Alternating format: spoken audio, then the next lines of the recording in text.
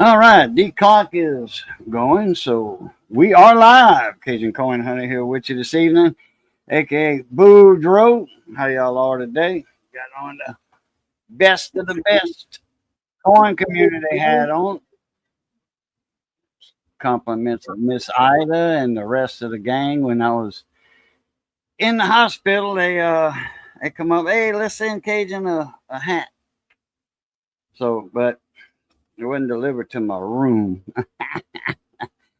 Yeah, they didn't have the address to the hospital and the room number. I think they had a room number, but not the hospital address. But they sent it to the house. So, all right. Oh, Zane Ron, deplorable garbage. What's up, Brock's boys? Whoop whoop. What's happening?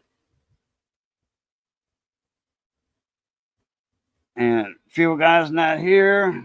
I don't know. He's got to work tonight or what. So no roll tide rule and all that football shit in the strength. All right. In fact, when Elvis shows up, I'm gonna tell him you're allowed one. That's it. After that, you trolling me. David Carlisle, number 2, and Dupont. All right. What's up, David? And David do. Well, if you just change that U to a O and say that twice. Okay. All right. Thumbs up. That'll work, Brox boys. Oh yeah. Anyway, yeah. Elvis is gonna act like a troll. I'm gonna treat him like one. Time him out the first time for 10 minutes. If he does it again, that's it. He won't be able to talk. Cornbread, what's up, mon ami? Catfish night. Oh, catfish, really? Dog it, boy. Let's see. Yeah, today's Wednesday. That's right. Seafood day. Wednesdays and Fridays. Well, it's not Lent, so usually if it's not Lent, but that's hey, Wednesday's a good excuse to eat seafood. Hell yeah. Crawfish, catfish, shrimp and crab stew. Thought I had something in my nose there. That don't work. Gotta get rid of that. They don't pay no rent in there. Gotta evict it. But I ain't got nothing in there. Just that's that white hair. Gotta make sure.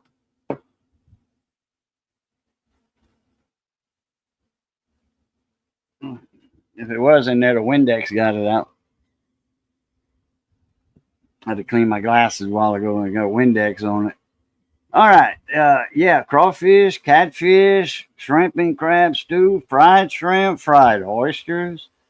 Yeah, next week, I think, I'm going to get some, Bill Beckett, good evening. How you doing? Welcome to the live stream. Give me some oysters from the Mamu up there. They got the seafood market. They used to have a seafood market here in town. But, man, when you get into seafood, selling seafood and all that, you got to have your fishermen. You gotta have your suppliers. Because if you want fresh catfish, you got to have your fishermen come in and you buy your live catfish from them, or crabs, or your shrimp. Now you can get peel shrimp, headed shrimp in a box, Louisiana product from Delcom. You can buy them froze, 5-pound boxes. Peel shrimp, head off, just tails with the peel on. You can do that. Can you see your Facebook Messenger? No, I don't want to open another tab. I already got too many open. But no, I don't do Facebook, man. I don't, in fact, I'm just about to get rid of it. Delete it. I'm gonna delete it, because I don't do anything on Facebook. Nobody sends me nothing. You do, or somebody else, but I use it for Messenger, Facebook Messenger. That's what I use it for family. And Missy gonna do the same thing. But right now, no, I'm not. Gonna do it.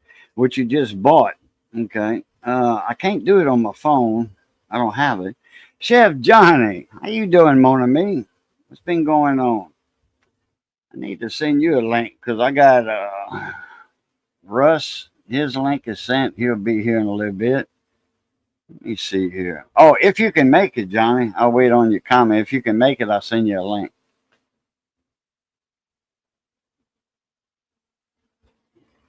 We're already talking about cooking, seafood. Yeah, I got to go get some oysters. I didn't finish what I was saying a while ago. 2014 Taurus, 4 Taurus. Wow. My mom and dad had bought one of them. That was a nice little car. They had a little 6-cylinder in it, I think. My dad never did like 4 cylinders. Never did. Had to be a V8. Had to be a V8. But, when he got, the newer cars, are you driving home? Okay. I'll send you the link anyway. When you get home there, you can pop it open in your email. Let me do it right now. Copy that. Inbox.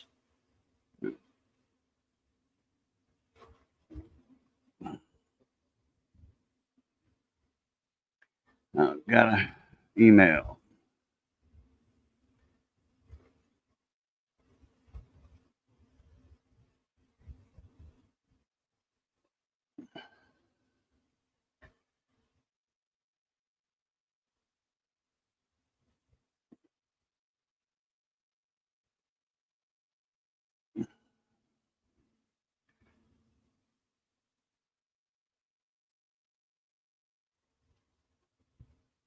Copy. Okay, I gotta get rid of that. I gotta do this. Okay, here it is. I had a senior moment there for a sec.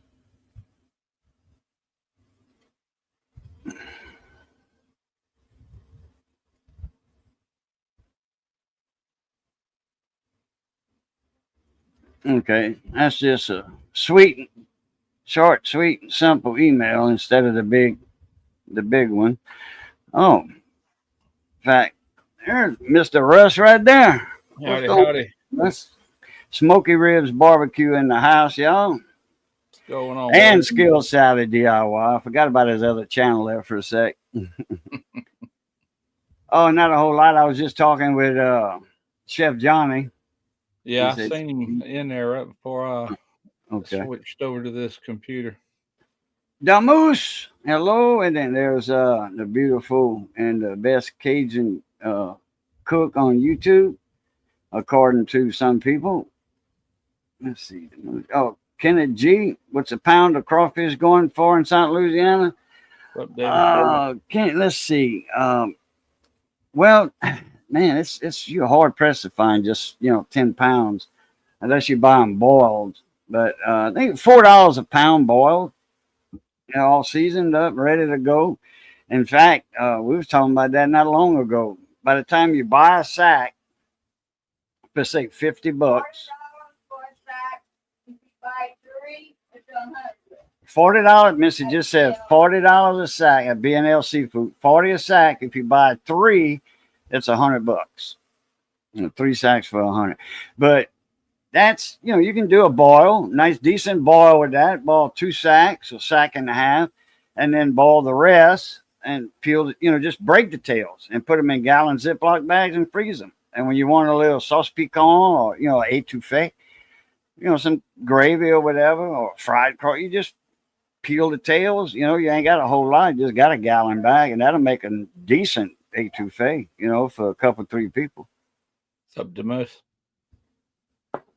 Yeah, sometimes if you just want to eat some crawfish without going through a whole lot of spending a bunch of money, because I tell you what, seasoning is not cheap nowadays either. Right, and potatoes, onions, garlic, corn. Yeah. By the time you get all that, you can go buy an ice chest. They got a deal going on. You bring your ice chest of ball crawfish. That's 30 pounds. Okay, about. And the corn and potatoes, I think it was like $100. Yeah. We went to here about 3 weeks ago. We went to Mobile over there. There was a biker club or a biker bar, but they were raising money for a charity, and it was $20 for a ticket. All you can eat crawfish, and I ate two big old styrofoam things with corn and potatoes and sausage while I was there, two of them.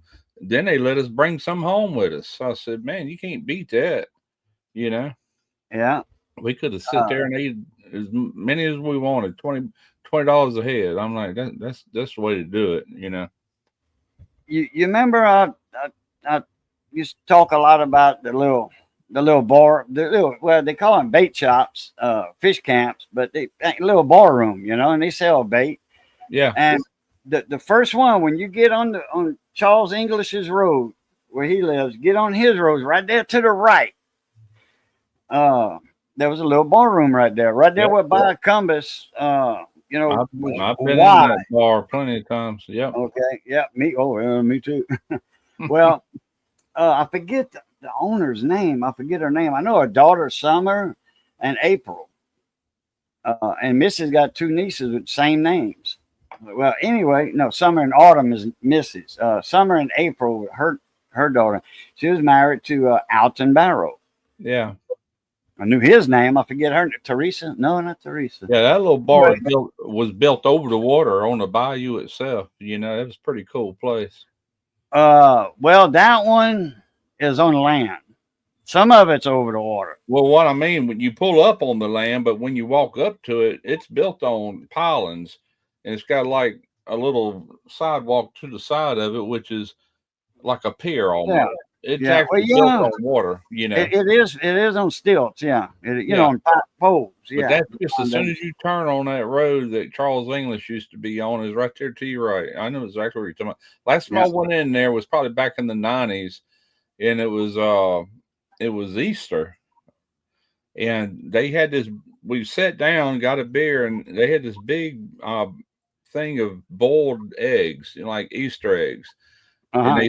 they said if you can find the raw one, you'll get a free beer. You got to crack it over your head. Like that. Ah. And I'm in there grabbing these eggs, and I finally found one that felt like it wasn't boiled, and I did it right there in front of everybody. And sure enough, the egg went all down. They could have all been raw, as far as I know, but I got a free beer anyway. Yeah, that was funny. Yes, I can. Simon says, yeah, I did send him a link. Yeah, I did send you a link, Simon. 33 sack of fuel run. That's about what they run, 33 pounds, something like that. It's $75. That's in San Antonio. Oh, goodness. So that's about double, you know, down like Missy said earlier, 40 a sack over Yeah. here. And then the ride over there is $40 from here to San I Antonio. was That's a going to say, cheap when you ride. have to truck stuff like that and keep it alive, it ain't cheap, you know. They do that every day. Yeah. Yeah. Every day.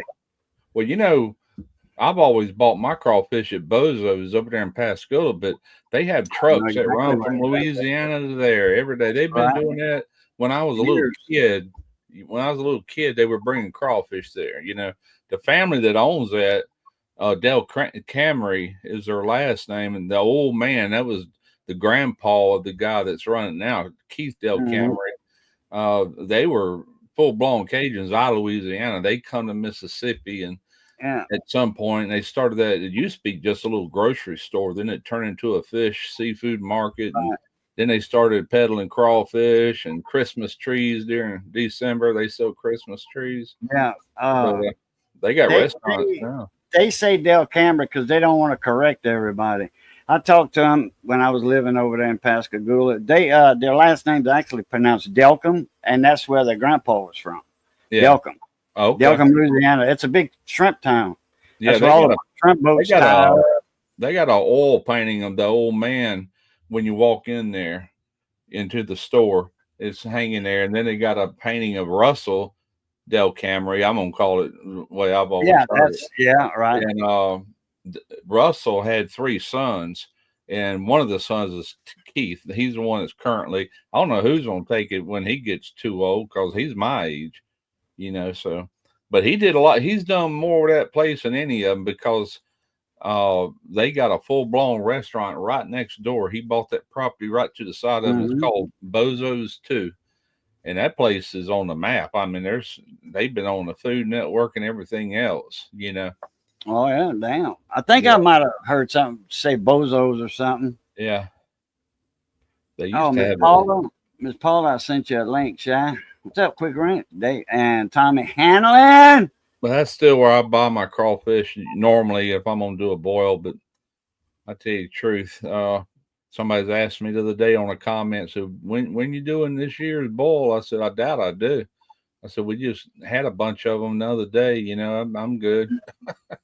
Want you good for one boil a year? Last year we didn't boil. We It ate ain't crawfish, bad. but we It's didn't just boil. I'm done with it as far as YouTube. I'm about done with YouTube anyway. So I'm on my way out You're gonna keep your DIY channel, right? for a little while. Yeah, I mean at some point I ain't gonna do nothing but stuff I want to do around here and turn the cameras off for once. You know. Yeah, let it idle for a little while. Take a Yeah. break, make a video, keep your channel active. Yeah, Derek, my oldest son, he's talking about taking over my smoky ribs. I still got to do certain videos for like the remainder of the year, and Yeah, that's gonna be it for me on Smoky Ribs, my right. big channel. But if he wants to take it over and do something, he can. You know, I ain't worried about it. I'll sign everything over to him. He can keep the money off of it, and that's it. You know, that's the plan anyway.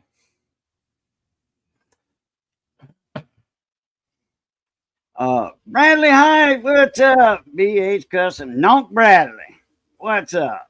It's been real Another and it's been Toro Gold fun. Tiger, really? Man, you want to do that on the panel, Bradley? Man, I'd love to see you pour a gold dagger. I've had Bradley on the panel many times doing silver, pouring silver stuff, but Hmm. never not a gold dagger. Yeah. No major gold. Send him a link big time. Oh, I needed to talk to you. I need to call you on the telephone. I got some stuff for you, Bradley. Some of that refractored board. I think it's 1/2 inch thick or 3/8. That fireproofing stuff. I can get you a good slab of it.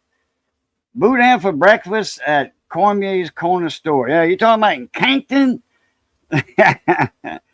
Cormier's and the bar room and the chicken pit over there in Cankton. Yeah, I remember.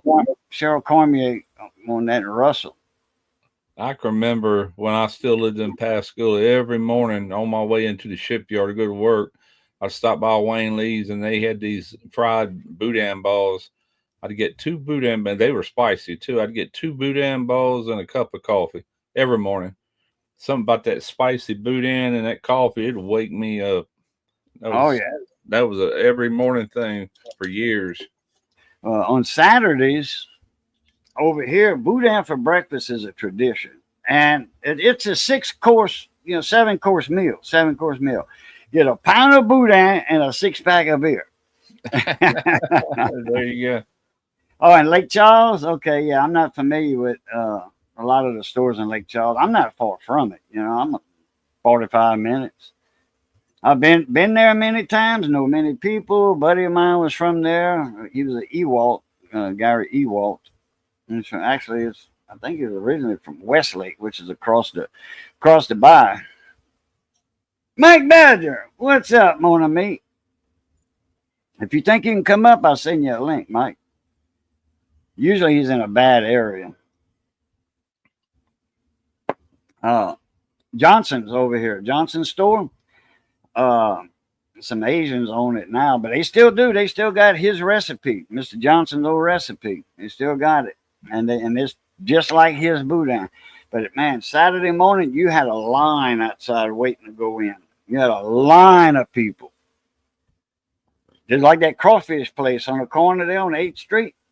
They got on the corner. They got one of them little portable buildings, and they added they own all that property. They added a like a screen, outdoor screen kitchen thing, and that's where they ball the crawfish.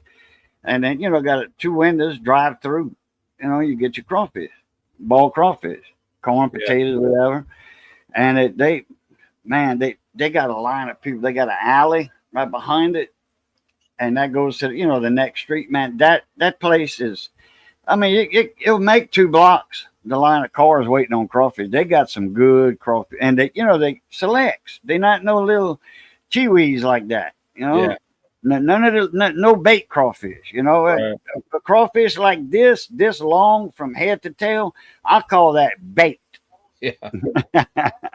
Yeah. Because By the time you pull the head off that little old tail, man, you can't hardly peel it. It's so small. now I like a good medium crawfish, large medium.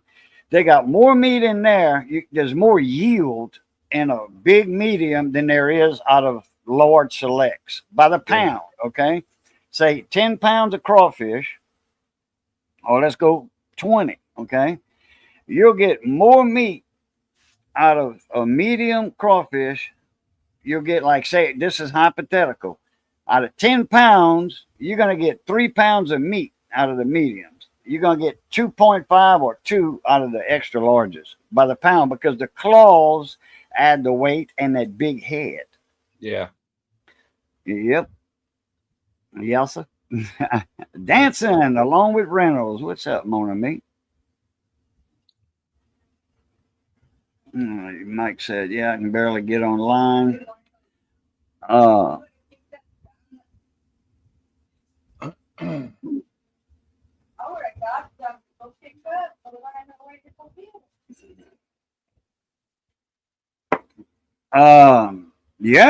Yeah, them big claws. Missy loves them things. Me too. But I give her the claws.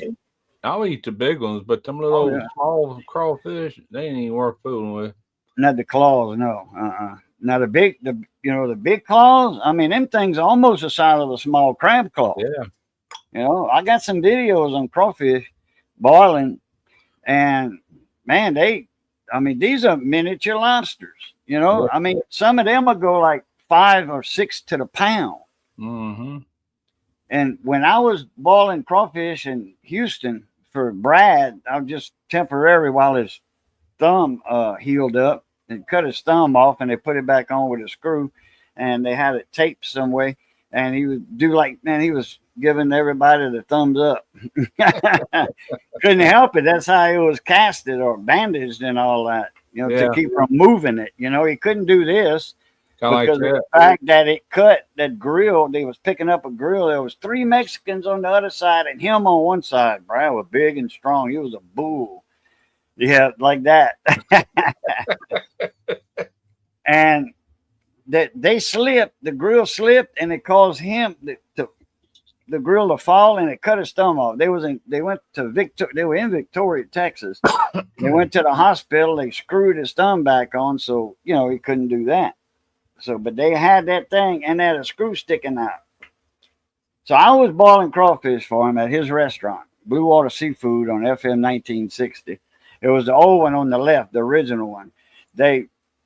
Brad bought the Papados out across the highway down a couple of blocks. He put them out of business for crawfish. They would go to him and not Papados. Papados is one of those kind of a Houston chain of crawfish. Yeah. I don't know if they got one in San Antonio or not. I bet you they do. Simon will say if they do or not. Oh, y'all used to go to Cameron? Well, Kenny, if you're from Lake Charles, I think. Yeah, and the shrimp weren't running. We'd stop by the ice house where they unload. Yep, that's right. Right there in Hackberry. You get there. Oh, they got shrimp house right there in Holly Beach. A little seafood market. Carlton Delino used to own it at one time. I was on the west end of Holly Beach by T&T's store. Right behind the gas station. Anyway, I was boiling them crawfish, and we were getting them in, and I would weigh them. They was 5 to the pound. That was some big selects. Yeah, man. Yep. Y'all got Papados there? Okay. Well, he bought that one Papados.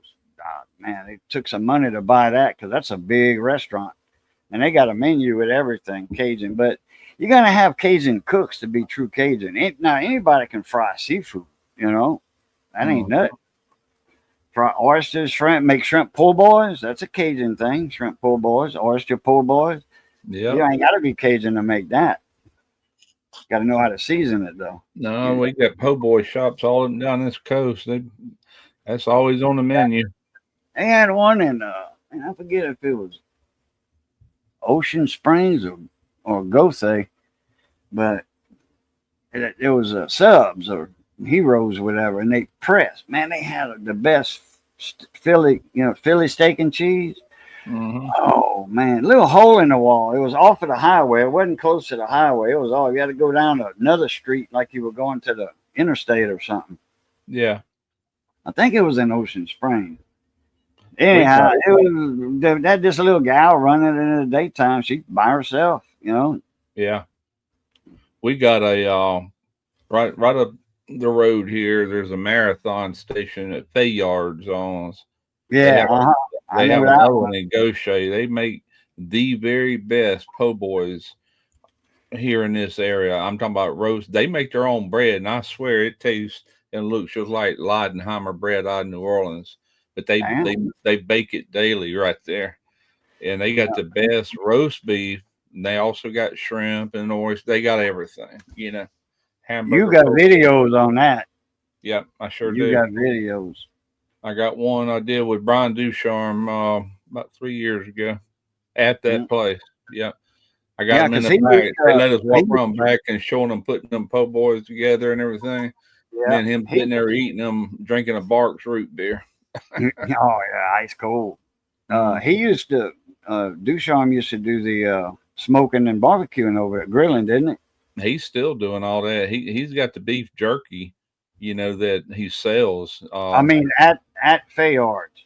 Yeah. I don't know if he's still doing that or not. He's got his own place now up in Van Cleve. And he's making my boudin recipe and selling out like crazy. Right. He called me one night. He's made boudin because I've eaten it, and it's pretty darn good, but he cooks like grandma. He puts a little of this and a little of that. He don't have a set recipe with exact ingredients and percentages.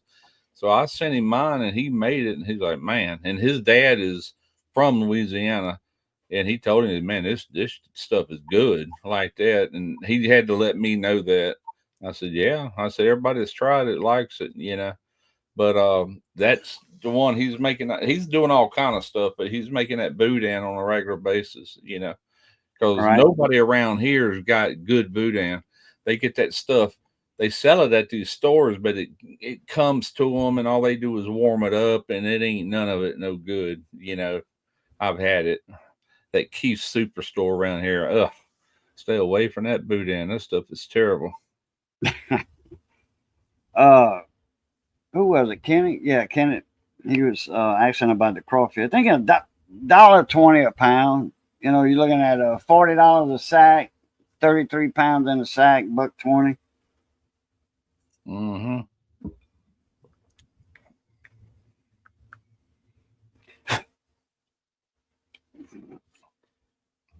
I got to get some more coffee. All right.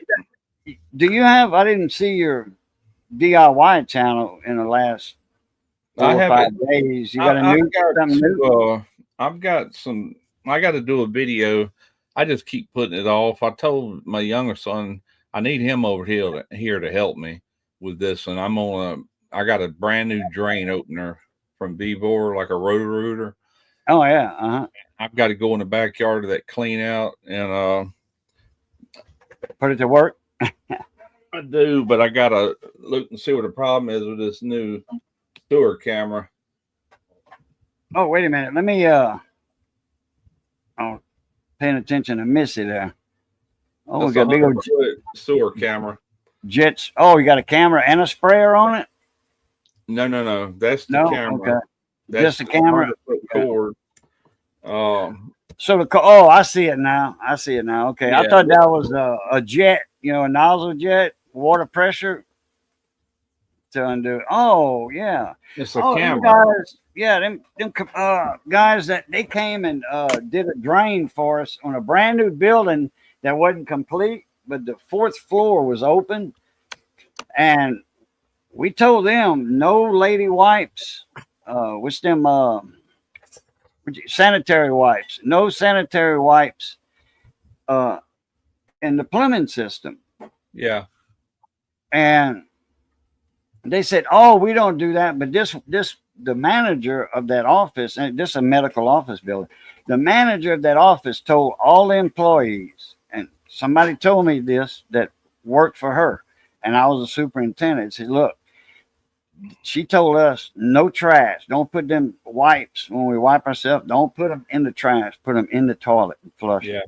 Well, I got her on that one, and when they came and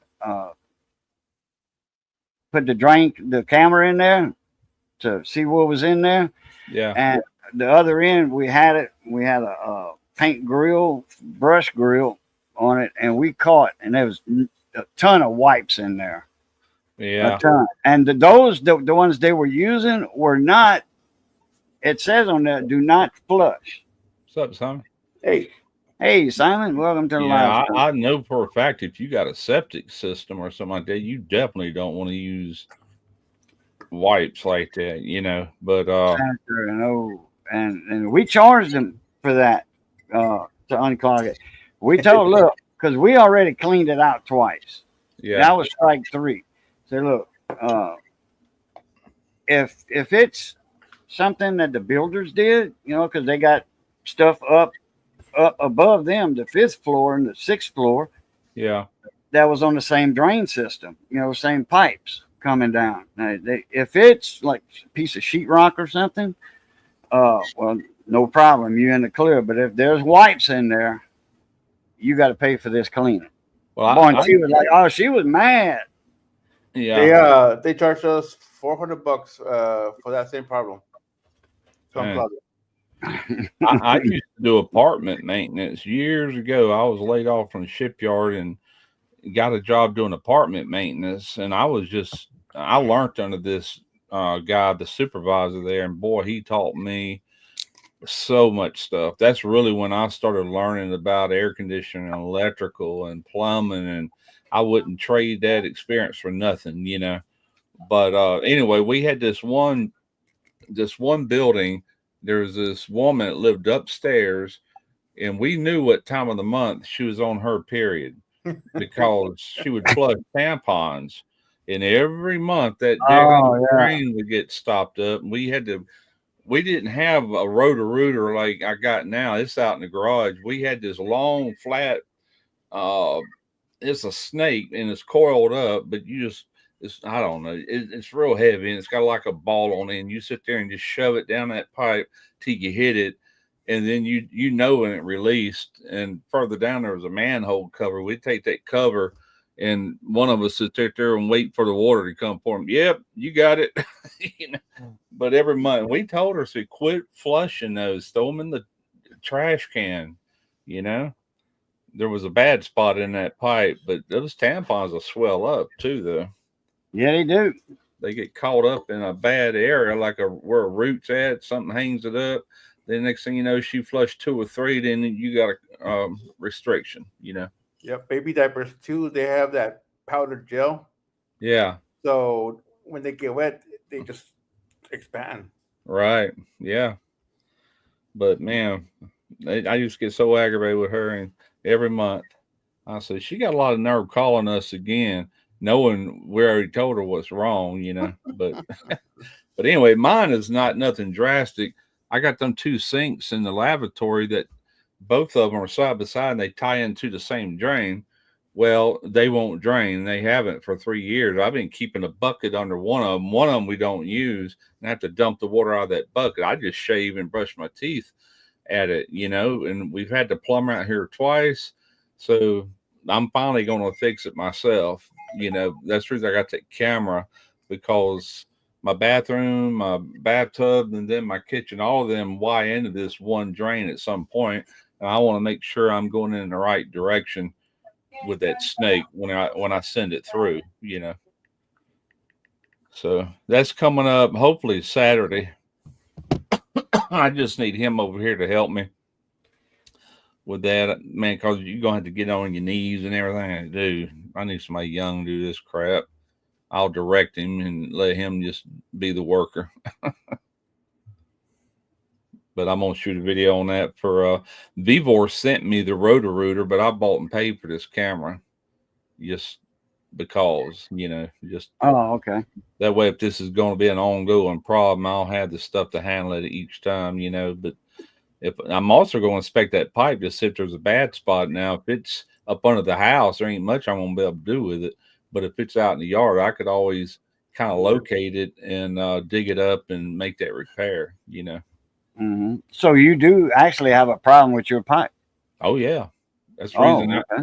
VBOR wanted to know if they want to send me and if I needed anything. And I didn't think they'd send it to me because that rotor is pretty expensive, And anyway, she first emailed me and said that they had a budget for April, and so I picked that out. And she goes, "Yeah, we'll go ahead and send it to you. You've been, good to work with, blah blah blah." And so yeah, I got something I can actually, solve a problem with that. And if my sons, if their houses get stopped up or whatever, I'll have it. That ain't cheap to have people come out and do that stuff. Yeah. Like We did one. Me and Matt did one with a regular steel tape, Yeah. and it was we measured, and it was at the inlet to the main pipe that followed the street. Yeah, the city sewer. It was on them, and they had to come and dig it up. Oh, okay. And but Matt, these were the people that owned the Chinese restaurant. He knew them good and did work for free. Yeah. But he ate free too. Every time him and his family went to the restaurant, no charge. He'd go and pick up something to go, no charge. Can't beat that. No. In fact, he helped when they built a new house. They had bought some property out in the country, and they, instead of renting, for $700-800 a month, might as well just build a house, and your house now would be cheaper than rent. And he learned electricity from Matt, electrical. And that was right after that I got Matt caught up. But I went over there and, showed him some, where to drill and where to put and all that, how to run some wires. And he had it down pat. That Chinese guy, Kim, he had it down pat. Yeah. He wired his whole house. With a little bit of help from me. But, and, it didn't cost him, like, say, $7,000 to wire a house. It didn't cost him nothing but a wire, and the panel box, breakers, all that stuff. I'm reading some of these comments. Rent on a rotor is $110 a day. That's right. Now I look one of them, one with a motor on it. Yeah, that's what I got out in the garage. It's got that big spool. It's got 100 foot of 3/4 inch cable. I got the biggest one they got. But anyway, I looked at these cameras. Home Depot rents them. Oh, $200 a day to rent that camera. I bought that one for $400, and now I own it.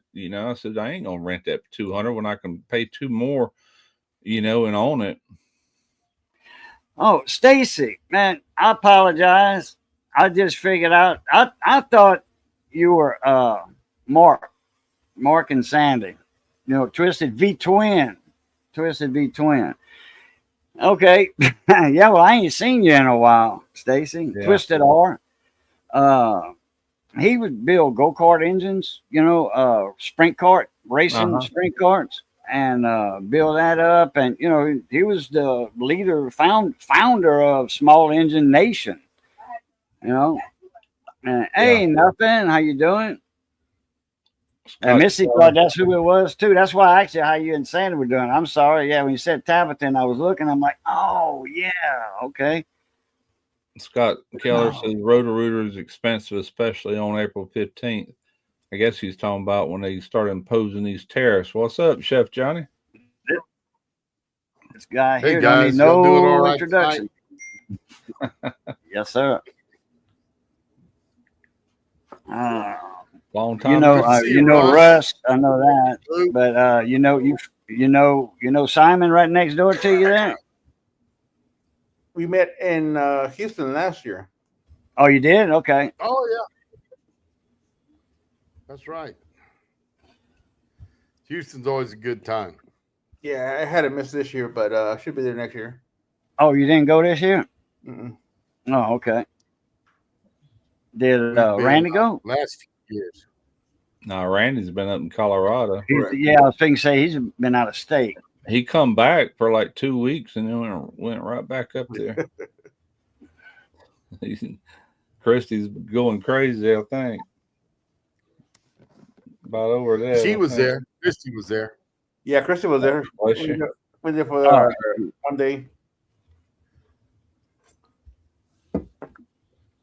Phenotypical. What's up? We went up and then actually we were there both nights this year, but a friend of mine from high school, he lives up in Humble. And so the first night, well, they had tickets for both nights to a booth. His wife had gotten an auction that she had went to and won them. And then so we went with them Friday night, and then Saturday we went to both of them. We went to Uncle Steve's, and we went to their booth again, and did them both. So we had a real good time in Houston this year. Yeah, when I was there last year, we got access to like 3 different tents.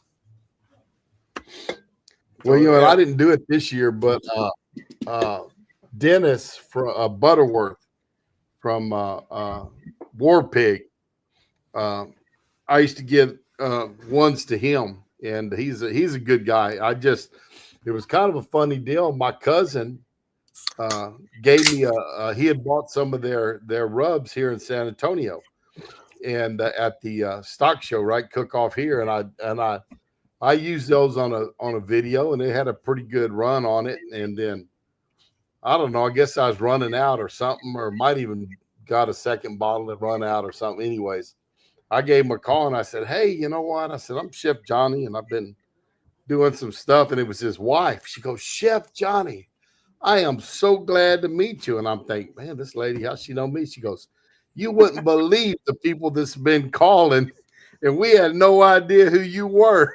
And then she told her husband, and he said the same thing. He said, "Man, people been calling in and buying rubs saying Chef Johnny sent us, and we didn't have a clue to who you were."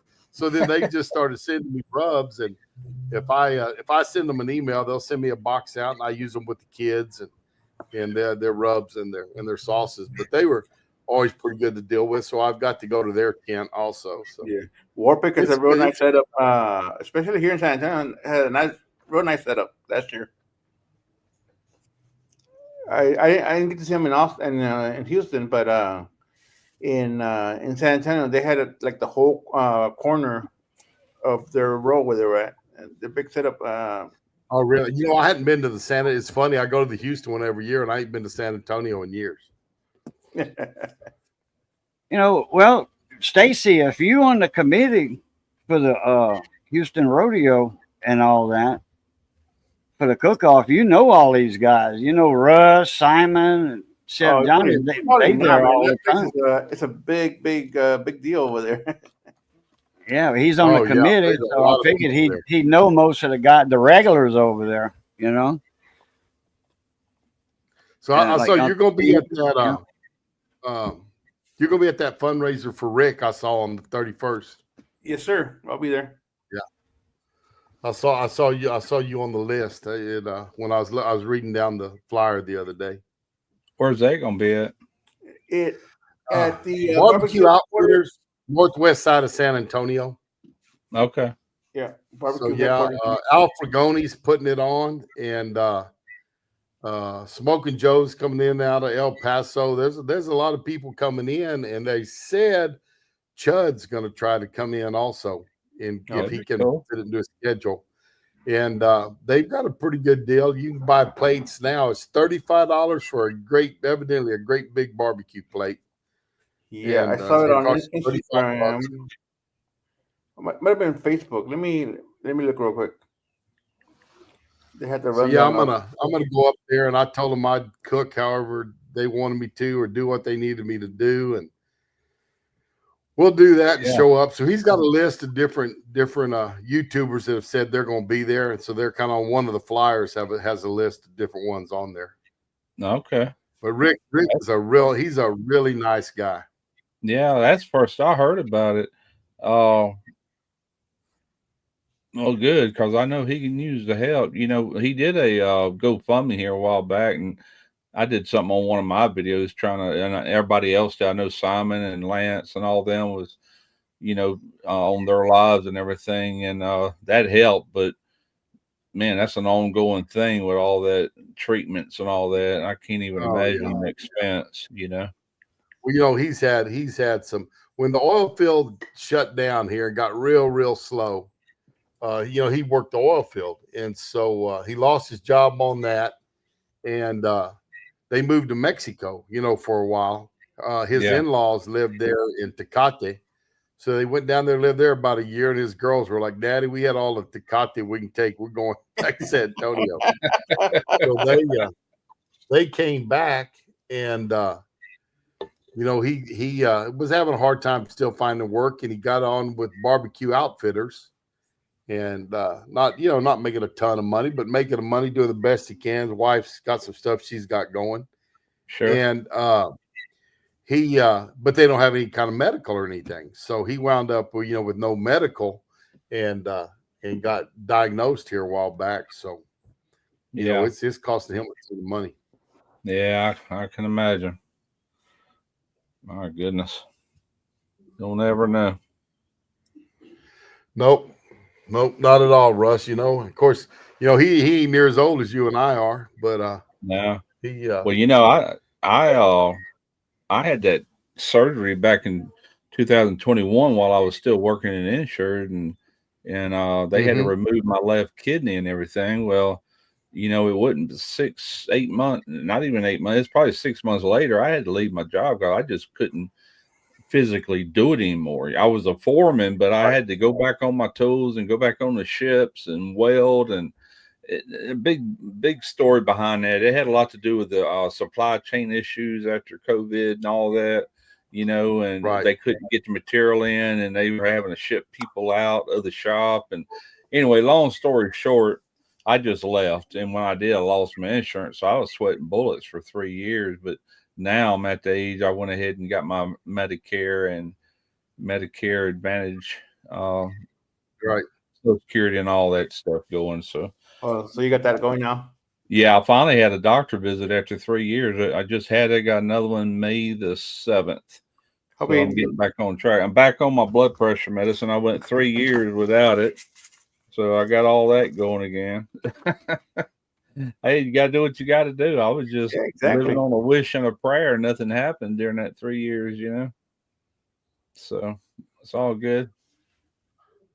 Well, you know, that's one of the tough deals too. My wife is working with our daughter, trying to get her disability. She's got epilepsy now, and she didn't develop it till about 3 or 4 years ago. Never knew she had it. Wow. And they're not real sure why she got it, but you know, don't change the fact she's got it. And so she's teaching school and stuff, but her principal, will say, wasn't being just real cooperative about it. And I think she about halfway thought it was BS kind of deal or whatever. Yeah. Well, her principal was in her classroom the other day, and she had a full-blown, she didn't have a grand mal, but she had one of her big petit mals, and they have what they call absent seizures, where she just zones out and she kind of starts smacking her lips, and she went out, and boy, evidently that principal she started calling the nurse and calling this person and that person, and then she was like, well, God, what can we do? How can we help you? And we thought, well, you know what? It's about time you asked that at the school year's dang near over. You should have asked that back September and October. Yeah. Nothing edited. I smoke chuck roast every now and then. Matter of fact, I did a video. It might have been my last cooking video. I can't remember, but I just did barbecue beef sandwiches, and that's what I use, chuck roast. Yep. Good for like a pulled beef. Yeah, that's exactly right. it'll be different than actual brisket because it won't cook the same. But No, it's a little different. But if you go somewhere like in a barbecue joint and order not a barbecue beef chopped brisket, but like barbecue beef sandwich, that's more than likely what you're getting. You know, chopped beef sandwich. yeah, chopped beef sandwich. Yeah, more than likely that's what you're getting. Yeah, good to see you, Elder Barrett. You don't need insurance for blood pressure meds. I did. Yeah, well, the money, blood pressure medicine is not cheap. No, they ain't gonna give it to you. That's the reason I had to just run out. I lost my insurance. I don't think nobody's gonna give me that. If they do, I didn't know about it. You couldn't pay your insurance when you left the shipyard. You couldn't keep your insurance. I didn't retire from the shipyard the right way. I quit. Okay. Okay. I don't know if I would have qualified for Cobra or not, but the way that works is whatever I pay, the company paid the bulk of my insurance. Right. When you do Cobra, you pay what they've been paying, and they pay what you've been paying. It reverses. Right. And I couldn't afford Cobra's it. usually pretty expensive. Yeah, I couldn't afford it. So I said, oh, well, you know, and Tarina got insurance on her own through Cigna. And I got my Medicare Advantage through Cigna. I knew a truck driver when the lottery first started. You know the numbers, not the little scratch off tickets, the other one, the lotto lottery. Yeah. There was the first one in Louisiana. It was in September of '92, I think, something like that. And well, then the lotto came out after that. Well, there was a truck driver. He was union. You know, he was out of the hall. He drove for Crowley Marine. Well, he won the lotto. He won the $2 million. Actually, it wasn't quite $2 million. They started at $1 million and it built up. I think it was 1.56 million, something like that. Yeah, and he won it. You know, his wife was looking at the TV and they was doing the numbers, and she says, "We got 6 numbers." You know, it was like boom, and it was, you know, getting exciting. She says, "We got 6 numbers." He said, "Damn, hell, woman, we got them all." You know, she didn't catch the last one. You know, she was so excited she wasn't paying attention. Yeah, and so they won, and people were asking him, "Are you gonna, you know, retire now?" You know, because he was old enough to retire, I think, or right at it. He looked old enough anyway. They say, "You're gonna retire?" He said, "Man, I can't let go of that insurance. My wife's got cancer." He says, "In 6 months, I'll be broke. I'll go from a millionaire to broke." You know, but the company went up to him and said, "Look, you can retire if you want. All you got to do is pay your insurance. You know, keep paying what you pay now, and you keep your insurance." He was like, "Really?" And they said, "Yeah." "Shit, I'm retired." He said, "Where do I sign?" He lived in Lake Charles, right there on Country Club Drive, which is a road that passes by all the lakes on the south side of Lake Charles. The Preon Lake, Moss Lake, and all that. That's a rich neighborhood. That's where he lived. He lived on a lake. His property was bordered by a lake. Yeah, off the Calcasieu Ship Channel. Somebody's asking me what brand blood pressure. When I was working, I was taking Valsartan, and this doctor I seen today, she put me on Losartan. She said it's Losartan. Yeah, I know it. Losartan. Yeah. It's in the same family as a Valsartan. Years ago, I was gonna die, man. Johnny Best takes Losartan. Okay, I take Benazepril. Okay. Quick wrench. My last hospital bill for 9 days, or is for $138K. I will owe about. Okay, Bless you. That's not too bad. That's what I take, Benazepril. I don't hardly take it. Yeah. I really don't have high blood pressure. It's just Mine wasn't that high. border. When they checked it there at the doctor's office, I hadn't been on it in 3 years. I think it was 130/80. It was a little high, but not, not extremely bad. That's without medicine. She didn't put me on a big dose either. This is only 25 milligrams a day. When I was on that valsartan, I was taking 80 milligrams a day. And at some point, this is when I was still working, he upped it to 160 milligrams. And I was stressed out all the time when I was a foreman. Then after I left that yard, man, I was just, my energy was just, I'm like, oh my God, I'm like I'm on faint. And so I took myself down from 160 to 80 milligram. I was cutting them pills in half. Damn. And then I got a little blood pressure thing you put around your wrist. And I was fine with that. And then, like I said, eventually I ran out completely and didn't take it for 3 years. So Johnny stopped taking his blood pressure because he didn't want to get it too low, because his blood pressure machine said you fine, blood pressure normal. So he was doctoring himself, okay, diagnosing himself. He said, well, if my blood pressure is normal like that, I don't need to take my blood pressure every day. But his machine was messed up. It was faulty. Yeah. And he was getting spelled like, damn, something wrong with me. Boudreaux, come check on me, like that. And I'm like, damn, when's the last time you took your blood pressure? He's like, a week. I'm like, what? I said, man, that'll kill you. And then he said, I said, something's wrong with that machine, man. And sure enough, something was wrong. I put it on me and did it. And it showed mine was way below normal. Way below. I mean, his was stuck at the highest it would go was normal. Yeah. I said, yeah, that machine's bad. Hey, Boo. Yes, sir. If I can ask, why are you walking around in a walker? I can't walk on my own anymore. My left leg, I got that nerve, and I think I got bone on bone in my hip. Ooh. Yeah, the hip and the ball and socket. I mean, oh man, it's bad. It's bad. Plus, I got a blockage right there. It's like we're gonna find out pretty soon exactly how much. I got 3 blockages. Tell that doctor to inject a little WD-40 in there around that joint. Yeah, joint. Yeah. Is that one of your arteries clogged?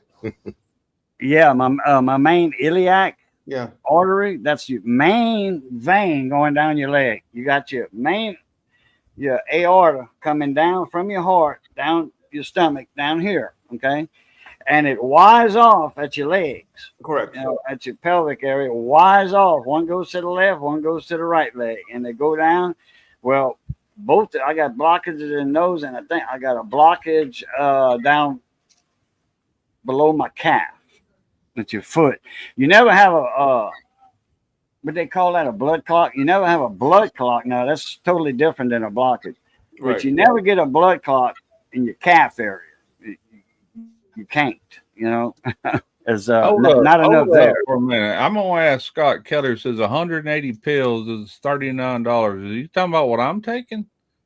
Because I paid $50 for this, and that valsartan I used to be on, it was over $250. That's the reason I quit taking it. And I bought it once, and then I quit taking it. What's $39? That's so where at? Because that's cheaper than what I actually paid with insurance. Yeah, all this what he's talking about is just recent in the last 3 years. Yeah. I mean, I'm serious. If that's true, tell me where. Because that's twice as much as I got here for $39. I'm losing money.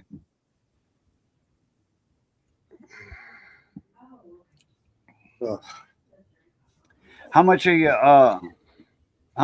What? It's your copays more than $39. I paid the pharmacy that day I went to the doctor. Now I did get 2 medications. I got this, and I got this. This is a hydrochloroquine. This is like so you don't retain water. That's a fluid pill. Yeah, I got the same thing right here. Together was like $52 or $53. hydrochlorothiazide. Yeah. See, I got a P on it. That's for pee. Makes Yeah. you go pee. It makes you pee. When I was taking that valsartan, up to 3 years ago, that had it already in the pill, just a small amount of that.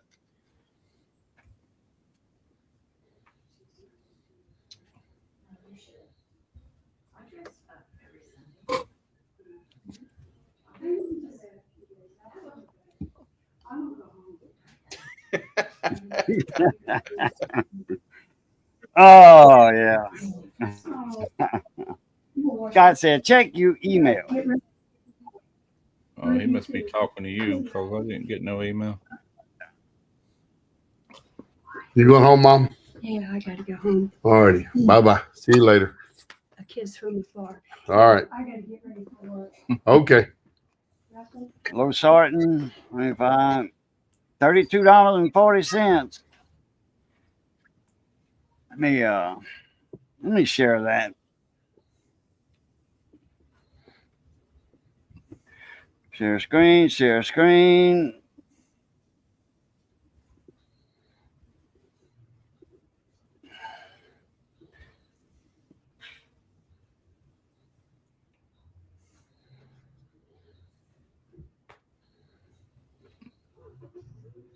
Losartan, 25 milligrams, 32. Whoops.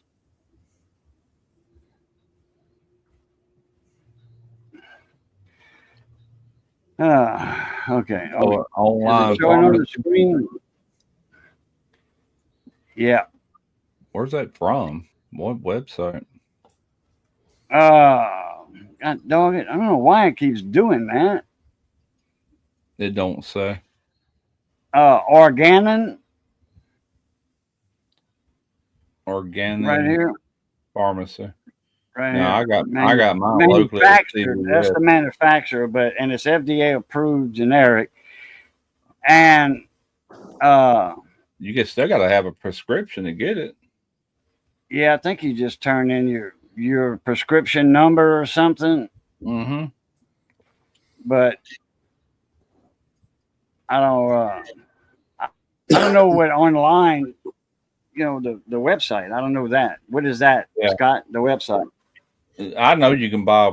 They got online pharmacies. I've never purchased them that way, but probably wouldn't be a bad idea for maintenance type pharmaceuticals like that. Hey, They Van, how you doing, they automatically ship them when it's time. Now they might up this. She put me on the 25 milligram. When I go back on the 7th, she'll check my blood pressure, and if she needs to adjust it, she will.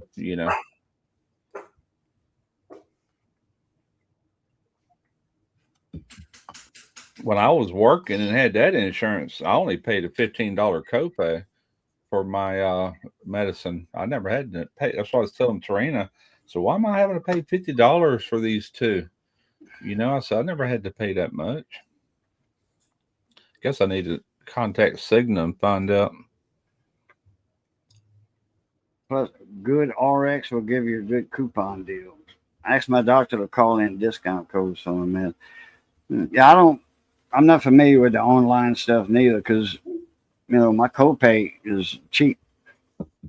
Yeah, we just buy it right down the road here. My highest medicine is $60. Yeah.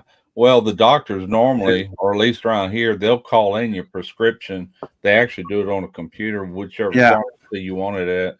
Yep. And all you got to do, you'll get notified from the pharmacy when it's ready to pick up and go down there and get it, Yeah.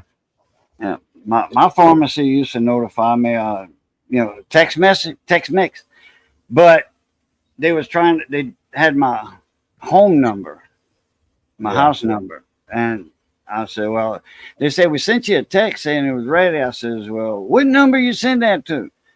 And they were like, 3684. I'm like, well, that's a house phone. Y'all can't text that. I said, that 5712 number is my cell phone. That's the one I got online with y'all. And maybe Missy told them 3684, as an extra number. And they put that in their computer and took the other one out. I don't know. I told him, I said, the 5712 is my contact number. If you can't get a hold of that one, then call the other number. But if you can't get me on the cell phone, you ain't get me on the house phone. But if you can't get me on the house phone, try the cell phone and I'll pick up because I'll probably be at the store. Look at the little chiwi Simon got. He's a big boy. Oh yeah, that is a big one. He's a That's big about boy. the size of my Chihuahua. About that size. Well, 7 pounds. How much that one weighs? He's still a baby. He's only about Yeah. 6 or 7 months. Yeah, I'm thinking, say that's still a puppy. That's not a full blood Chihuahua, is it? Nah, he's a mix. Okay, Yeah, Mine- his ears don't perk up, you know. right. Yeah, he's got some lab or something in it. I don't know how that happened. Well, there's one way to find it could have happened. Dang. I thought that was your little Chihuahua that you had the other night on your. Well, this is him, but he's getting bigger. Oh, okay. Well, no, you had a Chihuahua last time you on your live. I think you was holding. Wasn't you holding your Chihuahua Tuesday Well, night? It's this guy right here. Oh, okay. I thought it was a Chihuahua. Yeah, because I watched some of the when the lights came, the electricity came back on. Yeah, I saw your message. Yeah, man, we were out for 3 hours. Right at like, dang. Is that from Storms? Well, that morning at about 8:30, they had a transformer blow over there. I'm not on that circuit, but for some reason it affected my power, and it came, it just blinked like for a second, enough to reboot the router and modem. Well, that afternoon it blinked and went out again, and I heard a transformer blow. I'm like, damn, they just changed that transformer, because I asked Johnny that morning. He brought a medicine here, mine and Mrs. Medicine. I said, did you see a Clico truck right there across the highway? He was like, yep. I said, well, that's what happened when the lights went out this morning, because Johnny had said his lights went out too. I said, well, they changing that transformer. Well, at 6 o'clock, it blinked again, and I heard the transformer blow. And it did it twice, because I was on the phone with Johnny. And Heck, send me the link, Scott. Drop your email, Russ. Yeah. Less than 20 for, okay, I'll get the link. I'll get it up in a minute.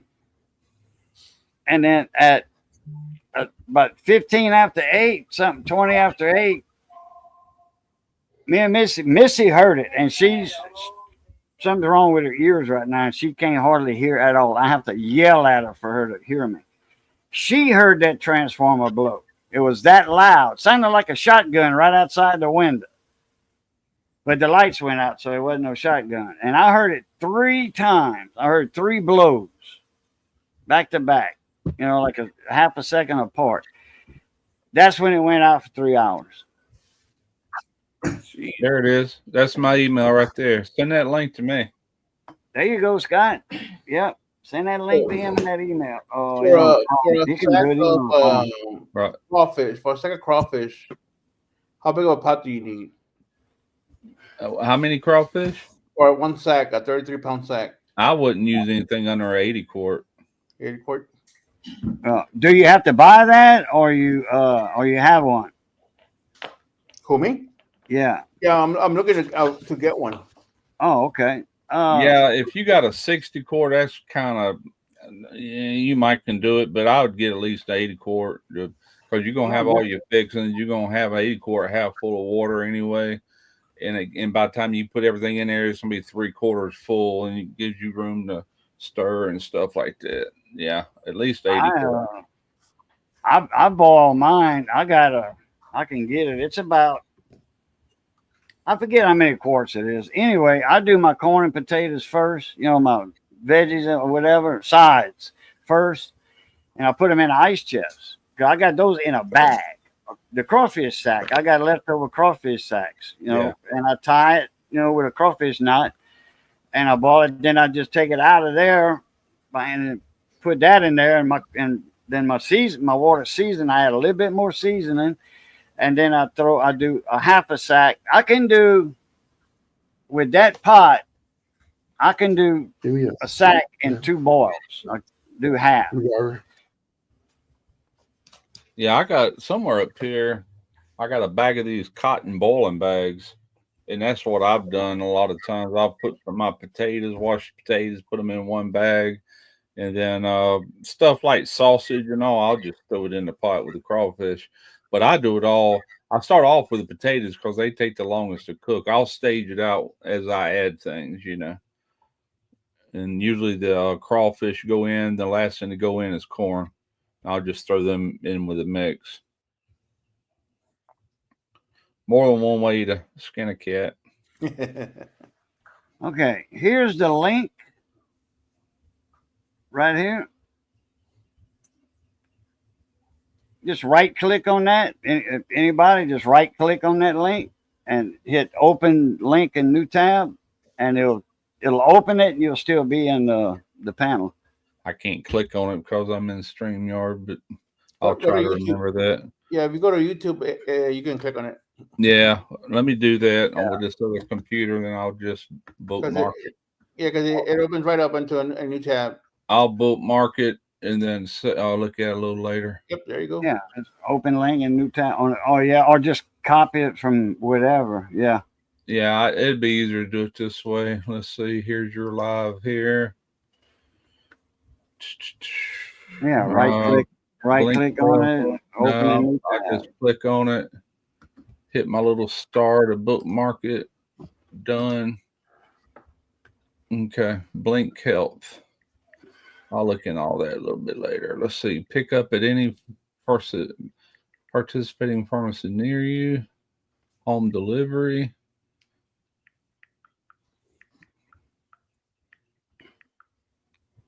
Well, I certainly didn't know you could buy something like that without a prescription. Well, you can bring stuff over from Mexico too without a prescription. So yeah, I gotta check this company. I'll make sure I can trust them. You know what I'm saying? I've never had problems with my dogs eating chocolate, but not a pound of it neither, though.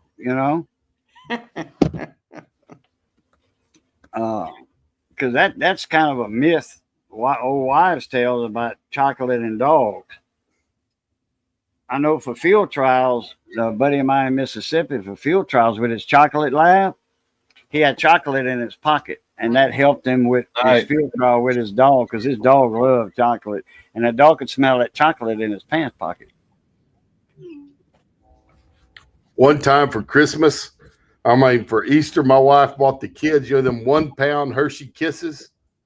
Oh, yeah. Big ones. Oh, big old boy. Bigger around as a softball, great big old deal of chocolate. My wife had a Chihuahua, and what did that dog weigh? 3 or 4 pounds, maybe. A little bitty thing. He ate that whole chocolate kiss. And the foil. Yeah, he's getting rid of the foil later on. And let me tell you what, that dog didn't die. So I got my doubts about chocolate hurting dogs. Dark chocolate is bad for dogs. And all my dogs eat peanut butter cup Reese's. Oh, yeah. Boy, they love that, I bet. Peanut butter and chocolate. I used to take a spoon and put that in my dog's mouth on the roof, top pallet, peanut butter. Man, them dogs do no. That's too funny what a dog does with a mouthful of peanut butter. Yeah, Scott, that's the link that I put up, and they all got it. 2 of them got it copied. Yeah, I bookmarked it. I'll look at it later. I was sitting there wondering, the way they do this, of course, you said you don't need a prescription for that. But if really? You did that's what he was saying. That low sorting? That's what he said. I don't know. I thought you had to have that. Why do they write prescriptions in? It ought to be over the counter. Yeah, well, there's probably something that you can get not over the counter, but you got to ask the pharmacist.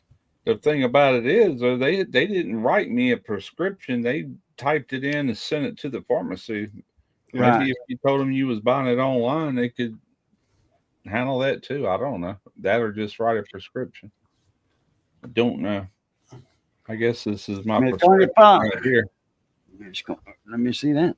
Hey, hold on. Let me We're trying to get that do in. No, this. I'm just saying, I reckon that's your prescription right here. You know, that little label, but I Yeah. don't know. I don't know enough about it. Well, I got a bottle right here that it's whoops. Whoops. Mm-hmm. Got the prescription number and all right there. Okay. Yeah. Vitamin D. Yeah, it's got a prescription number. They prescribed me vitamin D. It cost me $2 instead of costing me whatever at the store. You know, the dollar store or whatever. I don't know how much vitamin D is at the dollar store, but Yeah, she that called. was $2.28, $2.35, something like that.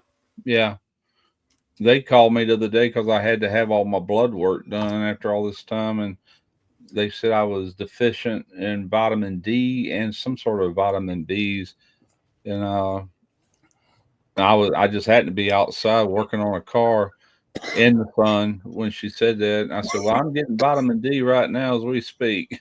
Yeah. Well, you need a little bit more every day. Yeah.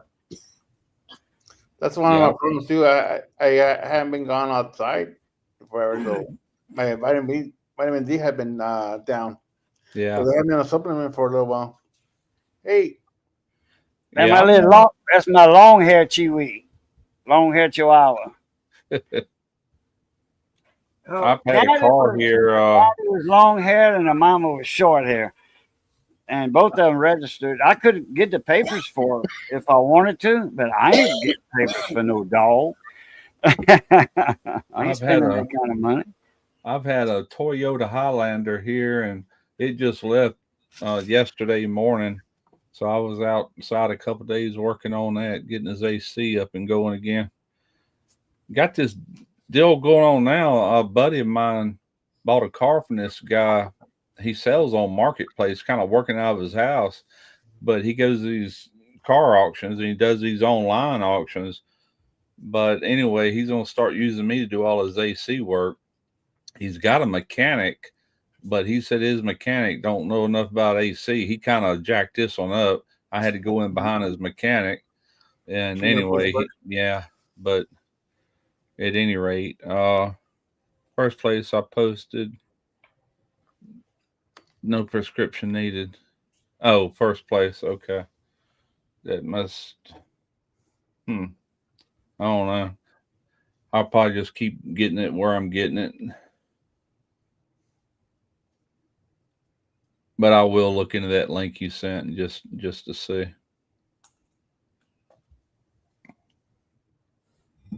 Like I said, I don't know how much this other prescription was, but both of them together was $50.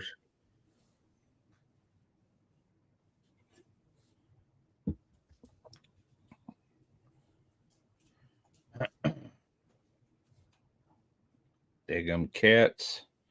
I heard something fall in there. They're always knocking crap off the counters. Serena got to looking and she was doing freeze dried candy last night. She goes, "Do you got the scale?" I didn't know what she was talking about at first. Scale. I thought she was talking about the bathroom scale. I mean, no, I ain't got them like that. And I went in the kitchen. She's looking everywhere. I can't find them scales. And we keep our garbage can right below the counter where that scale normally sits. And I said, "You know what happened, don't you?" I said, "I bet Moo is our big fat cat. It looks like a cow." And I said, "I bet he knocked that thing in the trash and it got covered over and then it got dumped out, you know." So I gave her this little small one here. She weighs those bags in grams to make sure they're all equal. I said, "You bring me that scale when you get done with it. Don't leave it on that counter. It'll end up gone too." and trash can too. But I promise you, it's probably what happened at the scale.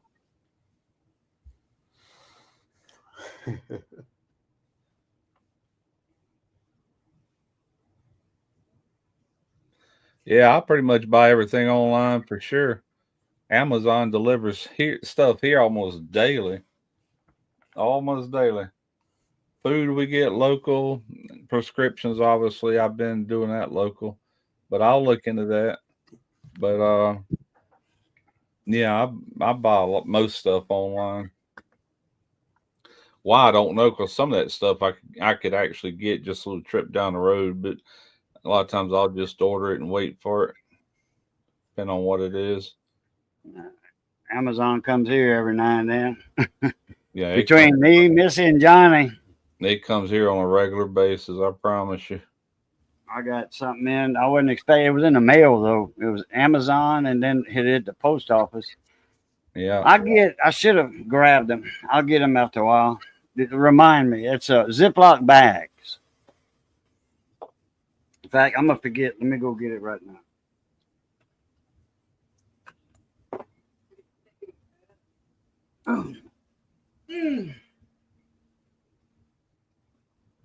Chef Johnny, what was your last video? Where'd you go? Oh, he muted. Yep, he's probably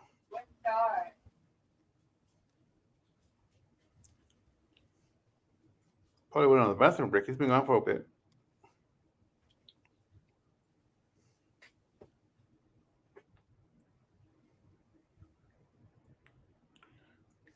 Yeah, I have an Amazon addiction. I need to go to a Amazon Anonymous or something. I swear. AA, huh? Yeah. I ain't lying, man. It's like this is what's coming in tomorrow from Amazon. I got some rubber bungee straps coming. Make me big, boo. Okay. This is just crap I ordered like day before yesterday. Then I've got some certain fittings coming. I've got those new clamps coming from a battery charger. I got this clamp on DC meter for my little multimeter I bought. I mean my oscilloscope. And then those are Deutsch connectors with the crimping tools. Yeah, Deutsch. Oh, you got the tool with it? Wow. Yeah, the tool's coming with it. That's just Deutsch, what I ordered. Deutsch is the best, man. Deutsch. That's why I can't afford to retire, Russ. I'd be shopping all the time and be broke. Take me out for a big Yeah, I got you. I was doing something right here. I got this the other day. Razor bags, yeah. Look, 120. These are the let me make myself bigger here. These are the Glads. But it's got Amazon Basics on it. Amazon Choice. Yeah. These are I think they double. This one's not open. I still got some in my other box. I get it every 4 months. It's $7 something a box for 120. You go and buy 25 in a box, it's going to cost you $5 or $4 for 25 or 30. And you're buying two boxes a month. Well, you just spent $12. I spent $7.90 or something, and I get 120. I still got 80 bags in my pantry, and this right here is another 120. I never run out of bags, and I do the quarts too. I don't get them every 4 months though. Now those are like $14 for 100 or whatever, and then I get the Glad Flex bags, 200. All right, I got enough bags for 2 years. When I go to the store, I don't buy Ziploc bags. I don't buy gallon Ziplocs. I don't buy trash bags. Yeah. I save a lot of money getting that on Amazon, under Amazon's name. Well, and they stand up. Them bags stand up. They pleated at the bottom. They stand up on their own. Yeah. That's one reason I've had a lot of this stuff in my Amazon wish list and just getting things here and there. But with all these tariffs going on, there's a lot of stuff is either not going to be available much longer, or it's going to be so expensive you ain't going to want to buy it. One or the other, or both. So I'm going ahead and getting stuff while them prices are still where they're at, because I know it's going to go up or disappear altogether. Because most of that stuff comes out of China. Face it, that's where it comes from, you know. It's stockpiled right now, but eventually that stockpile's gonna run low and run out. It's true. But I was, gotta stop. I talked to Grill Sergeant the other day. Grill Sergeant. And, Andrew said that he was talking to the Chef Temp. You know, he's been doing a whole lot for Chef Temp here lately and done some shows for him. Yeah. And he was heading over to China to work out some kind of deal, seeing how they could work shipping this or that to avoid price hikes, because his all his stuff is made over in China. Chef Temp is. Right. All that stuff. So And he's pretty worried, you know, about his business and how to do stuff. Can he get it out of Taiwan, or can he get it somewhere else? Because, you know, the other countries all are working deals. They're like, oh, heck yeah, we don't want to lose that you know, market share, and that we sell too much in the United States, but China's trying to hold on. There's this woman companies in China trying to go to Vietnam, and actually I don't know how true this is, but I went to Chat GPT earlier, and I just typed in to see if it knew anything, because it combs the web when you ask a question in there, and I asked if Vivor is being affected by the tariffs, because their products are made from all these Chinese manufacturers and they put their label on it, blah, blah, blah. Anyway, it was saying that there's talk that they're going, I mean, they already have warehouses over here, but they're talking about actually setting up here in the U.S. instead of just losing everything, you know, because we are the bulk of their business, period. Yeah, actually. I need to get something from Vivor before them tariffs hit. You just reminded me of something. I think I'm gonna do it next month. A Variac, which is a variable transformer, 110, okay, or whatever, you know, they make the 220s or what have you, you know, or the 400 volts, but this one's 110, you know, actually 120. Whatever. My voltage here is 126 at my house. I'm close to the plant. I'm real close to the plant. It don't matter. You know what? People call it 110 and 220. It's not 110. No, it's not. Let me tell you. It's 120 and 240. When they first started wiring cities many years ago, New York was first city. Everything was 100 volts.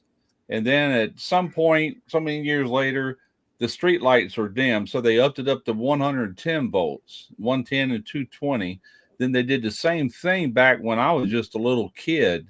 About 50 years ago, they upped it from 110 to 120 and then 240. And so it's technically 120, 240, and it's a nominal voltage. Yeah. If I plugged into my outlet right here, right now, I get 124 volts. If I plug into my 240 out in the garage, I get like almost 250 volts. It's like 248, you know, so it's a nominal 120, 240. Right. But, you know, everybody's been calling it 110 for so many years. Electricians even, well, if, you know, electrician comes to your house, whatever, you know, they'll say 120, you know, and then you know what they mean. Sure. But, you know, I do all my own electrical work. No, I used to run an electrical crew. Okay. Yeah. I know electricity. But anyway, in the 60s, it went from 110 to 117. And then from 117 to 120 in the early never heard 70s, about the 117. I thought it went from 117 to 120. I've got equipment somewhere that says 110, 117, 120 on the back. Well, they got some that says 115, but it's all the same thing. It's all single phase voltage, one leg of power. You know, it all means. But there's a three-way switch on the back of some equipment, and it will say 117, 120, or 110, 117, 120. Yeah. And a lot of people are not familiar with electricity being 117 because it was still called 110. You know, they never made a TV announcement on the news and the radio saying, hey, your 110 just changed to 117. You know, make a note of it in your notebook. So that's what we're calling it now. You know, like the Gulf of Mexico. Well, now it's the Gulf of America. I used to just say the Gulf, you know, until somebody in the chat had said, and they was new to my channel, they was like, what Gulf? I'm like, well, the Gulf of Mexico. This is before it was changed to America, Gulf of America. This was like, you know, a year or 2 years ago. But somebody thought, because I was saying the, you know, offshore in the Gulf. And they thought I was talking about offshore, like offshore bank accounts and stuff, you know, like a Swiss bank account that's called an offshore account because you just got numbers. And then they thought I was talking about the Gulf War, you know, the Gulf of Arabia, whatever, wherever Kuwait, whatever Gulf Kuwait was on, you know, and Iran. Well, I'm at 66 years old. I don't think I'll ever get it sounded in my head to call it the Gulf of America. I'll keep calling it the Gulf of Mexico.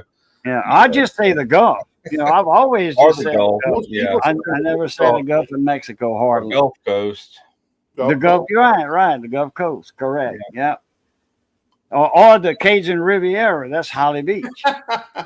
It's just a name anyway. Yeah, it's not far from the Texas line. You know, it's about, I don't know, 25 miles, 30 miles from the Texas line at Holly Beach. Yeah. Cameron, Holly Beach, Johnson's Bayou, Little Florida Beach, then another little beach, I forget what they call it. You know, it's all sandy beaches. You know, Louisiana has a lot of coast with sand, natural sand, not trucked in like Biloxi had at one time. And Ocean Springs, all that was mud. And they trucked a lot of that sand in. Is the largest man-made beach in the world, or was at one time. Yep. Yeah. So you know what I'm talking about by saying they trucked that in back in the 60s, I think. Yeah. Because I knew a lot of truck drivers that used to go to the bars at Sioux Bayou and in Goche. You know where Sioux Bayou's at, that campground and bar, big old bar. Well, I used to run a shrimp boat out of that bayou right there. Anyway, all them old timers would come in there, and that's all. You know, when you mentioned the beach and all that stuff, they say, "Man, I was one of the truck drivers that brought all that sand over there in 18-wheelers, you know, buckets." Yeah. Yeah. There? I don't know. After a storm, they have to get all that sand off Highway 90 and get it back where it belongs. It covers those roads every time we have any kind of storm that blows through. Yeah, Holly Beach is so much fun. You see, a lot of people that are originally from, like you, Nothing, you're originally from like around Central over there, North Baton Rouge area, that area. Anyway, a lot of people go to Grand Isle. They live in Gloucester, they go to Grand Isle. Then once you get around Bro Bridge, you know, you get across the basin, that 20-mile bridge, you get to the west of the basin. Well, Holly Beach was the place to go because of the roads, you know, and all that. The way the road structure was.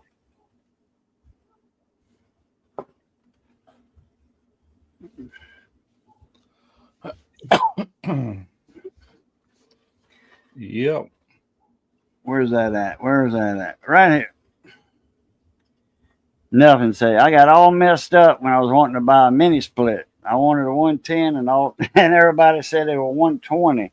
They shouldn't have even told you that to get you confused. I was like, what the fuck? And then I called and talked to the man who installed mine. Yeah. It's all the same. Oh, it's all the same. All right, Boo. I'm thinking I'm going to call it a night, sir. All right, Simon, take it easy. Appreciate you coming up. I'll probably see y'all Sunday for Lance's. I'd send him a link. Yeah. I don't know if he checked his email, but I'll probably see y'all Sunday. I'll ask Lance to send me a link. Okay. I'll join y'all. All right, y'all have a good night. Simon, I'll see you on May 31st for sure. Yes, sir. Yeah. Bonne nuit. We're gonna be there. What's your last video, Chef Johnny? Your last one or two? I seen the notification for it. Oh gosh, I did a Is I'm it trying to chicken think. or? Last weekend I didn't put one out. The one before that was a tomahawk, I think. Oh yeah, the tomahawk Yeah, I've steak. had Yeah, done a couple. I wish I could get a of tomahawks tomahawk over lately. here, but You doing much I content lost some nowadays? footage, so last Saturday I couldn't post up. You putting out many videos nowadays, or just every now and then, or how you doing it? You know, Russ, I'm putting out shorts. I'm putting out shorts like crazy. That's where Oh, are bulk you? of my views are coming from. And Wow. I got where I wasn't posting all the time. And then here for the last few months, I've been posting weekly again, trying to get some of those long views up because, you know, the shorts don't pay anything. I mean, I'm running over 300,000 views a month and ain't making no money because they don't pay you for the shorts. Yeah, that's hardly the reason anything I at don't all. really fool with them too much. There ain't no money in them. But I just what I've been doing a lot is what they call the remixes, where I go in and it'll pull 15 seconds out of a video, you know. Yeah, I've done So that. I That's usually do easy. that. But my last video was a week ago was tomahawks, and the week before that was I did sheephead on the half shell. Okay. So that was the week before that was ribs. Week before that was another tomahawk. So I was down at the boys' house and I cooked a tomahawk and a couple other ribeye. Libby ran to get some ribeyes. We had a couple other people show up. So I did 2 ribeyes, that big tomahawk I had. And then we both caught us a mess, a sheephead. Them sheephead were running down here. And he's about 5 minutes from the beach. He's got it made, Bruce. When he left here, moved down to Corpus, he lives on Padre Island. So he's teaching at a school there in Flower Bluff. So he said, Daddy, I'm 5 minutes from the beach and 10 minutes from work. He said, you can't beat that deal. Can't beat that with a stick. Sheephead's good. All the fishing trips I hauled. Oh yeah, when he was little, you know, and I hauled him all over the place. Now I've got a room that I don't have to pay for at the coast when I go fishing now. He's got a room for me and his mama down there. And so we were down there over Easter. I didn't fish any, but we went down and had dinner with them and went and had some seafood and did that. And we went and saw the daughter in College Station there at A&M. Saw her, and then we circled back around and was home by Sunday for Sunday church. So kind of what we did. Yeah. Holy swimming pools. Yeah. You know, sheephead some fine eating, got some good white meat. And if you look in their mouth, you know, they got teeth like a human and sheep. Yep. Oh yeah. Yeah, there's something else, but they were, I guess, spawning. And man, there ain't no telling how many sheephead they were hauling out. Man, I mean, the guides were coming in 20 yards from shore trying to get in on them sheephead. I said, I'd be pissed off. I just paid somebody $600-700 for a day of fishing, and they hauled me 30 yards off the jetty so I could catch a bunch of sheephead. Yeah, Jed, how you doing? Too. How you been, Jed? Oh. They got that's a run, a sheephead run. That's what they call it. Yeah. And they got a female crab run in the spring also. We call that the female run, you know, in the crab business industry. And John likes fishing them jetties there. And there's a set of, I'm going to call them new jetties there at Corpus. What they did was they went in and opened up one of the old passes that had been closed up for years and years and years and built some jetties at them and to try to get some flow back to the Laguna Madre. It was just getting too salty. And so his house is, I don't know, 3 miles from them jetties.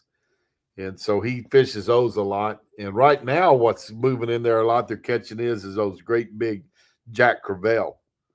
So he's going in there yeah, and casting top waters. He's casting top waters trying to catch them Jack Crevalle out there. You know, you can't eat. Of course, here in Texas, the redfish you are can 20 eat to them. 28 When inches I wide. catch them, I'll chop the tail off and I'll bleed them. You know, overboard, of course. You know, hanging over the side They're of the boat. They're good shark bait, though. They good bait, but they are fine eating. If you bleed them, just like a shark. You know, if you bleed that shark, cut the tail off. You got to cut the whole tail off and let that bleed and bleed, and then get them on ice. They smoked jackfish, Jack Crevalle, smoked jack, just like amberjack. You ever had smoked amberjack? They do that a lot in Mississippi and Alabama. But not a Jack Crevalle.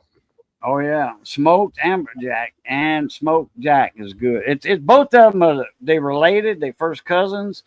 Now jack is it's like there's more blood in a Jack Crevalle, you know. And then a lot of people think they're trash fish because they follow shrimp boats a lot, you know, because they eat with, you know, all the trash fish thrown over the side.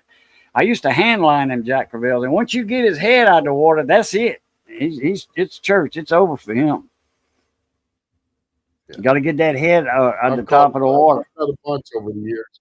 We always just use them for shark bait when I used to shark fish all the time. Yeah, they are good blooded fish, just like a bonito. John's that's all you got. He's got that's good eating if you bleed them. Instagram now. It's Fisherman Luck with I don't know if it's a hyphen between Fisherman and Luck or if it's an underscore. But all he posts on there are bull reds and big drum. He don't put any of his other fish on there. Big so and see in Texas now, if a drum's over 30 inches, you got to throw it back. And the redfish are 20 to 28 inches is all you can keep. So and you can keep three a day. So he catches enough small ones. You can keep one big one a year. And if you mail the tag back in that you put on it, they'll give you another tag. But he says, you know what, Daddy, those are the breeders, and they're not as good eating. So he said, I can catch enough, slot ones to feed us or drum or something else. But he likes catching them. He loves catching them big reds. Those black drum, which redfish is a drum, but the black drum, you get them big ones like that, they normally full of worms anyway. Parasite. Yeah, full of little worms. Yeah. Hell, speckled trout's got one. I remember as a kid, they can have. I never saw a big drum with worms in it when I was a kid.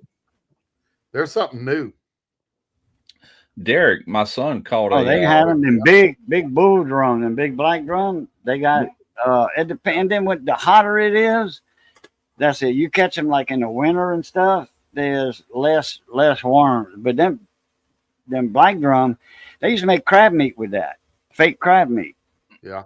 Derek at a place in Delcom, I think it was, that used to make the crab meat out of them black drum because they had guys that used to strike net with a strike boat, and they used to catch black drum, and they had a load boat that was in the bay, Vermilion Bay, on the lee side of Redfish Point, and then what they would do was unload the black drum on there, and they had a generator and a bandsaw, a meat saw, and they would cut the head off, gut them, throw the head and the guts overboard, and put the black drum fuel dressed in the scales on in the ice hole.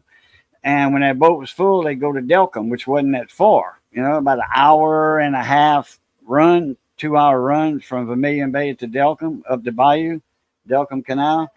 And they had a place over there that was making crab meat, imitation crab meat with black drum. And it tasted exactly like crab meat. What are you saying, Derek? Crab oil.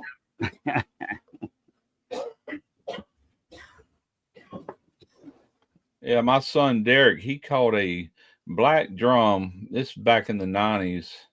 He was fishing with my buddy E.T., Ed Taylor, out there in Bayou Compass. I don't know where they were fishing at, but this thing was like 36, almost 40 inches, huge black drum. And anyway, we got it back to the house, and I was filleting this thing. I mean, it's huge. got that slab of meat off, and it looked like spaghetti noodles, all wound up in Really? that. It was Worms. disgusting. I threw the whole thing away. I said, "Ugh." You know, I've seen a Yeah, guy pull one of that's them too much. worms out and eat it. Uh-huh. He said, "All these worms won't hurt you," and he plucked it up out of there and ate it raw. Oh man, this Oh, ain't damn. just ate up with it. It looked like spaghetti. It was nasty. I'm like, ugh. But Yeah, it but was he a big catches one. he catches some big ones and puts them back, and he eats it up, man. He likes them. He likes them big ones. He Yeah. just really You know, enjoys. You know, years ago, before they put limits on redfish, you thank Paul Perdone for that, coming out with black and redfish. He about wiped out the redfish population with that recipe. But anyway, before then, I used to go with my dad all the time, and he'd catch those little rat reds. That was the best tasting redfish, those small ones, oh you yeah. know. And he would just load up on them I things. remember when they put a 15-inch limit on reds, and everybody was pissed off. You had Yeah. to throw them back if they weren't 15 inches long. Yeah. Well, see, it's got to be 15 inches here now in Mississippi for speckled trout. And a couple of years ago, it was only 13 inches. And 13 inches and 15 inches can make a huge difference if you take anything home or not. You know? And I went Oh with yeah. my young Well, I son tell back you what, in the, as a kid, Russ, y'all might have, as a kid, a trout only had to be 10 inches long when I really. was a kid. Yeah. Yep. Here in Texas, 10 inches Well, long. I'm old enough to remember when you can keep anything. They didn't have limits on anything. You know, Yeah. the population got more and more over the years, and you know, they started taking better care of it, I reckon. But you can still, like white trout, you can catch all you want. There is no limit. You know, they're so Yeah, not prevalent. here. Yeah, not here either. Yeah. They've got, well, pretty much it's just sheephead are 5 a day. Drum, I think, are 5 a day. Reds are 3 within the slot. But Yeah. that freeze hit us so hard here a few years ago. Right now, they got us cut down to 3 trout a day, and Really? and it's 15 to 20 inches. Wow. See, what's bad, I can leave Mississippi here, and I did this. I was going out with a guy from Mandeville, Louisiana, and he owned a charter business. And I did a few videos. He wanted to take me outside to shoot videos and kind of advertise his business. And we went over there to the train trestles that runs between Slidell and New Orleans.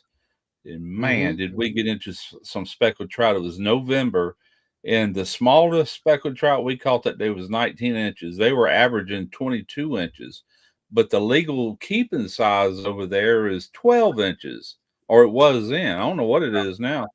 25 per person at 12 inches. These well exceed that. There was 4 of us on the boat, and that's 100 speckled trout, and we caught every last one of them. Man, I got that on video. You had to see that. That was some nice trout. Yeah, oh yeah. We were trolling. I can remember being a kid, and my daddy was building a HEB down in the valley, and we were staying at Port Mansfield, and they had a 500-foot long lighted pier out there. We'd catch trout all night, go work during the day. And the guy that owned that hotel had a couple of boys about my age, and we were, 5th, 6th, 7th, 8th grade, running around in Port Mansfield. And we would take home a 10-gallon Igloo water cooler full of trout. We go trout, ice, trout, and that whole 10-gallon, 10-gallon water cooler hold a whole bunch of them trout that were, 12 inches long back then. Yeah, man. But I can remember that was a lot the of best fun. day of fishing. And I told him then, which we haven't been back. This has been, I don't know, probably 5, 6 years ago. But I told Derek, I said, I don't think I'm going to buy no more Mississippi fishing license. We'll just come over here, and because, man, the limit's so much better, as far as size and how many you keep. But never went back. He tried to get me back over there a couple times and just got busy, never made the trip back over there. I got a buddy, he grew up in Slidell. And he in fact, his daddy still lived there. His daddy passed away about a month ago, 90 years old. And his dad grew up down here. The family's still farmers, still out here and stuff. But his dad had gotten the insurance business and moved to Slidell, and Paul grew up there, and he loved growing up there in Slidell. He enjoyed it. Are you from Texas originally? Oh yeah, born and Okay. raised. I was born in Victoria. I know Boo was talking about Victoria a while ago. So Okay. all my parents were both from Texas. And Yeah. always been All right. here.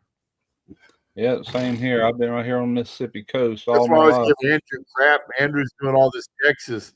He's from LA. Andrew is a grill sergeant. He only moved out here about 3 years ago. I give him a whole lot of crap about not being from Texas. Yeah. I'm like, you talking all this Texas stuff and you just showed up. But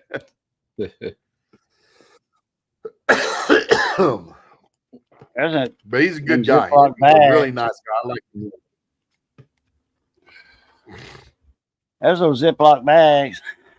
They stand up on their own. The plethora. You got a plethora of bags, Boo, is what you call that. Well, that's them quarts. That's what they look like. And they stand up. Yeah. You know, you put a little bit in the bottom, they pleated, they stand up by themselves.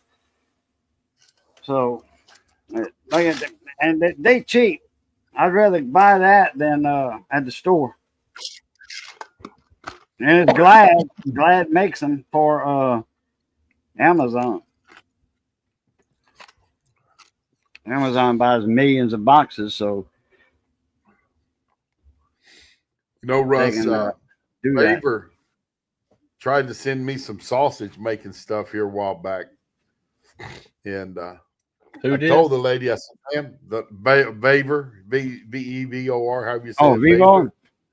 Oh, Yeah. Okay. And I told him, I said, the last thing I need is sausage making. I said, because I got that meat grinder and the meat stuffer and the meat mixer, and I got all that stuff, and I've got some other ones. In fact, I gave some stuff away to a friend of mine the other day. He was over here, and I gave him a Weston grinder and a Weston stuffer and sent him on his way. But I was like, no, I said, but I tell you what, I said, y'all got a little food warmer I sure would like to have. Y'all send me that. I'll do a video on it. And so the lady, she messaged me back and she said, well, you know what? She said that food warmer only has a 3.8 star rating, and we won't send anything out under 4. Really? Yep, that's what she told me. She goes, but I'll find something that looks like it'll fit your deal, and we'll make an offer on something else. I got that food warmer. I got that food warmer. It works good too. Yep. Yeah. Yeah. Yep. I sure do. If it's got a Vivo label, Russ got it. They haven't sent me everything I wanted. 3.8 stars. I'll be darned. I don't know why. That thing works good. It's got the heating element is not the, let's see, positive temperature PTC. It's got a positive temperature coefficient thermistor. And anyway, this thing is dead accurate. If you set it to 150, it'll hold that within 2 degrees. It'll drop 2, hold it, go up 2. You know what I'm saying? There's like a 4-degree range. I held a brisket in it overnight, and it worked like a champ. I left it in there too long. I left it in there for 14 hours. Yeah. And if something goes wrong, that PTC is going to blow. Under 4. She goes, if it's star ratings under 4, we don't send them out. She goes, and that's a 3.8. Yeah. Dang. Yeah. I need to get that Vivor before the tariffs hit. I was talking about that earlier. I didn't finish it. That Vivor Variac. Like I said, you plug it in and you can adjust it from 0 volts to whatever your house got. Like my house is 126, but if I only want to go to 120, for testing. And you build that up slowly, like on old radio equipment, tube type and stuff, or just old stuff that's got a lot of big filter capacitors in them. That's old. You want to kind of reform those capacitors. You just don't want to hit them with full jolt electricity at one time. Something's going to give at times. and you reform them capacitors and start that slow, you good to go most of the time. I mean, you got to change old capacitors that are 40 years old anyway. You know, the ESR goes high, they leak, electrically leak, and physically leak stuff out of the bottom of them or the top. All your capacitors, they got a vent, you know, a little cross on top. That's your vent. When that's swelling up, they fixing to pop, and all that stuff's gonna come out either all at one time or just slowly. Yeah. That they don't. Yeah, make Russ, I was things just like they looking. used She to sent me either. that email on April the 8th. She says it doesn't qualify enough to be promoted with a 3.8 rating. I'll check and see what other products are related to cooking tools and get back with you. And I ain't heard from her since. And that was Who's the was it sent by somebody called Eva? Bella? Who? Eva. Okay, Eva? now I work with Bella, Bella. Yeah. Bella. They got different ones, you know. Yeah. What is the it? other one that has What's the product, Johnny? quality. Huh? What's the product? The food warmer. It was a Oh, a food food warmer. warmer. Is Which that what one you is got? they that? wanted Is to it that She taller wanted one? to Was send me some sausage stuff and stuff, but yeah, they Oh, try to send me sausage, which they did. I do got their electric. oh, sausage stuff. get that no, I didn't think about that. I might ought to Get told her, the- yeah, the send me stuff an there. electric. I don't Yeah, I have an got electric. that stuff. electric, and it works good. Now I bought one myself one time. I didn't pay like 500 for the one I bought, and that thing. I think if you go back to my video where I did my summer sausage, you'll hear it. Really? Yeah. It wouldn't be a continuous flow. But this one here, shoot, I did snack sticks. It was shooting them out. I'm like, heck yeah. Oh, well, that's not a lot of pressure on it. You know, Shoot, not a lot, heck not it a big ain't. load, not a big load. No. The smaller But the horn, the more pressure it puts on that cylinder.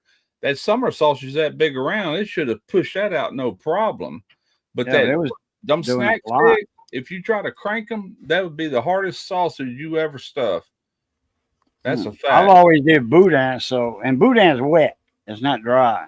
Yeah, well, if your mixture ain't wet enough anyway, then you're gonna have a problem with any of it, you know.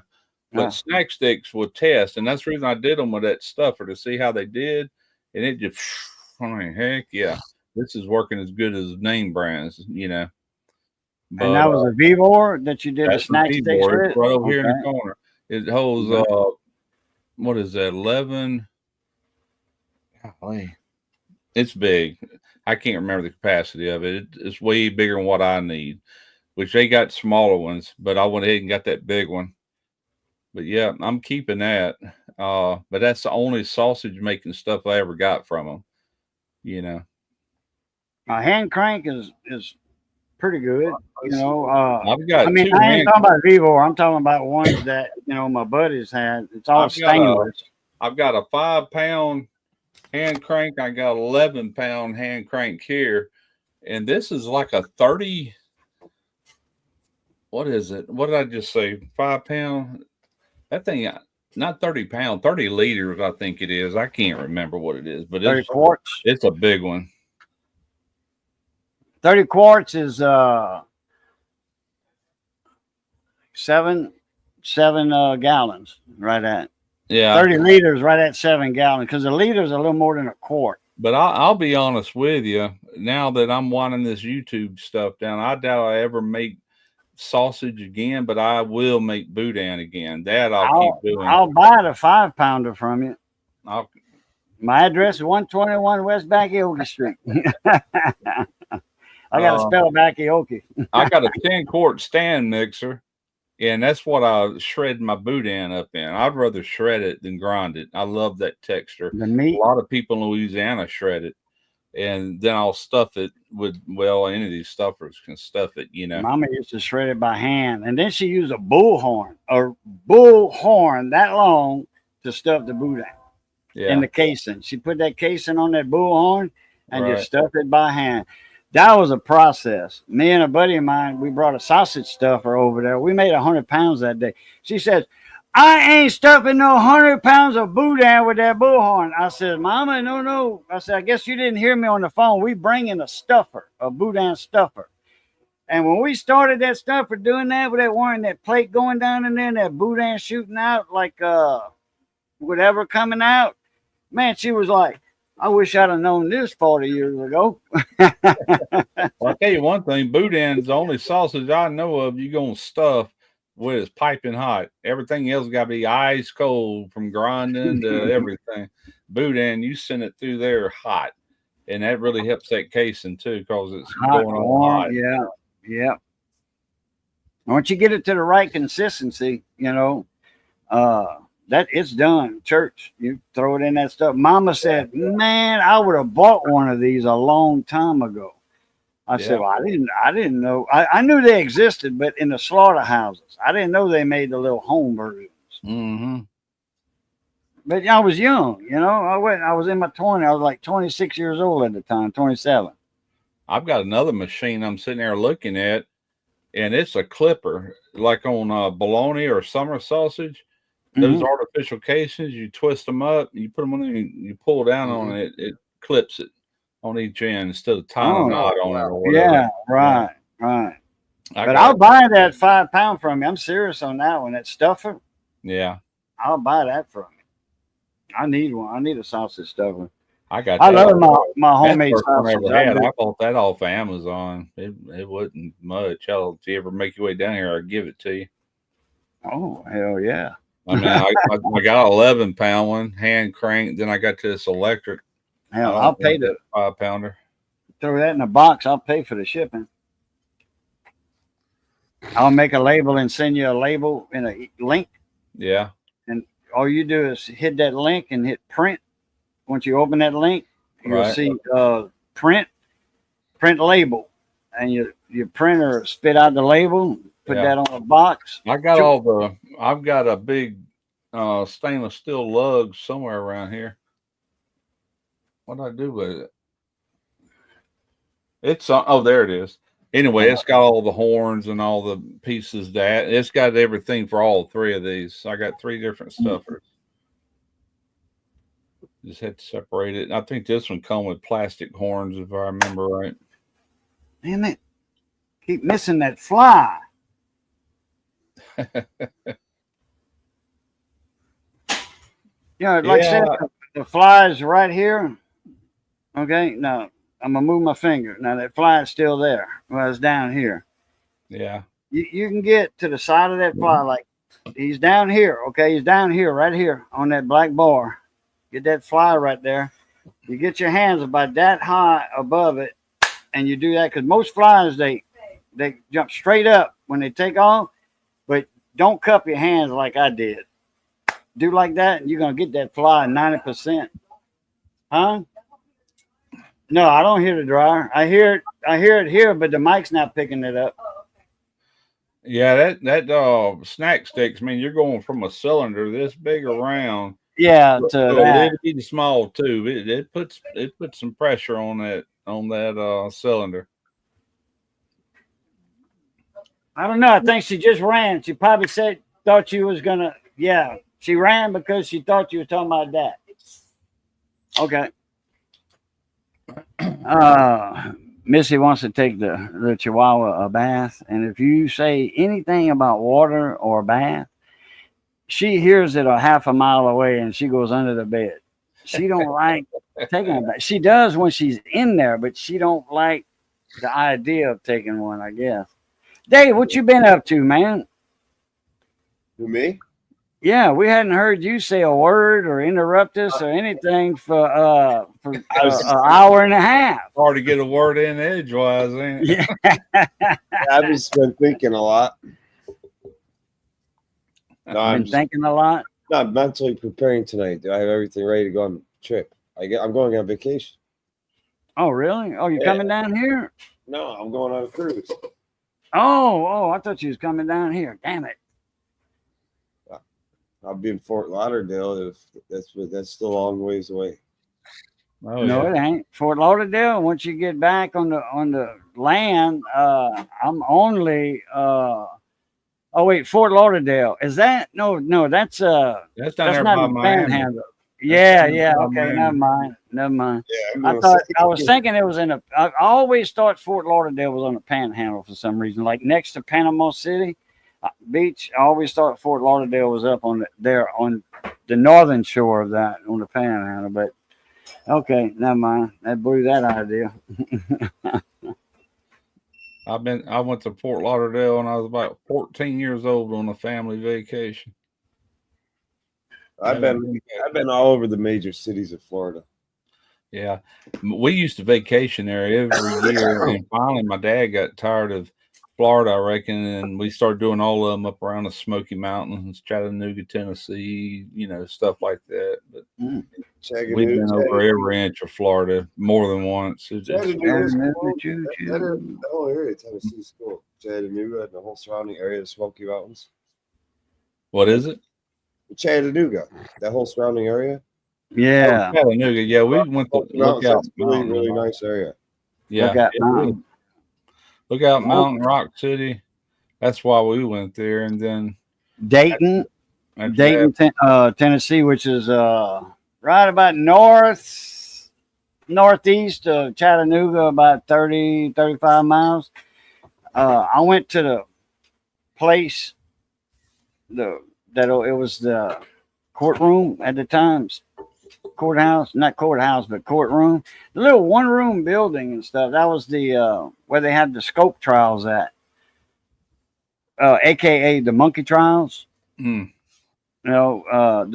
Against the teacher that was teaching evolution, Darwinism instead of Adam and Eve. Yeah. Well, up there, that's the Bible Belt. Heavy Bible Belt. You whip the devil with the Bible Belt right there. That's the big part of it there. And they only fined him, I think it was what, $5 or something, $5. He was found not guilty, but paid a fine for exercising something or whatever. But anyway, he was trying to teach evolution there was a Scopes trial. Anyway, y'all can look it up. Scopes trial, monkey trial, same thing. I've been to that building where it was held at in Dayton, Tennessee. I'm like, damn, okay. That's how I heard about the monkey trials, but I didn't know what it was about.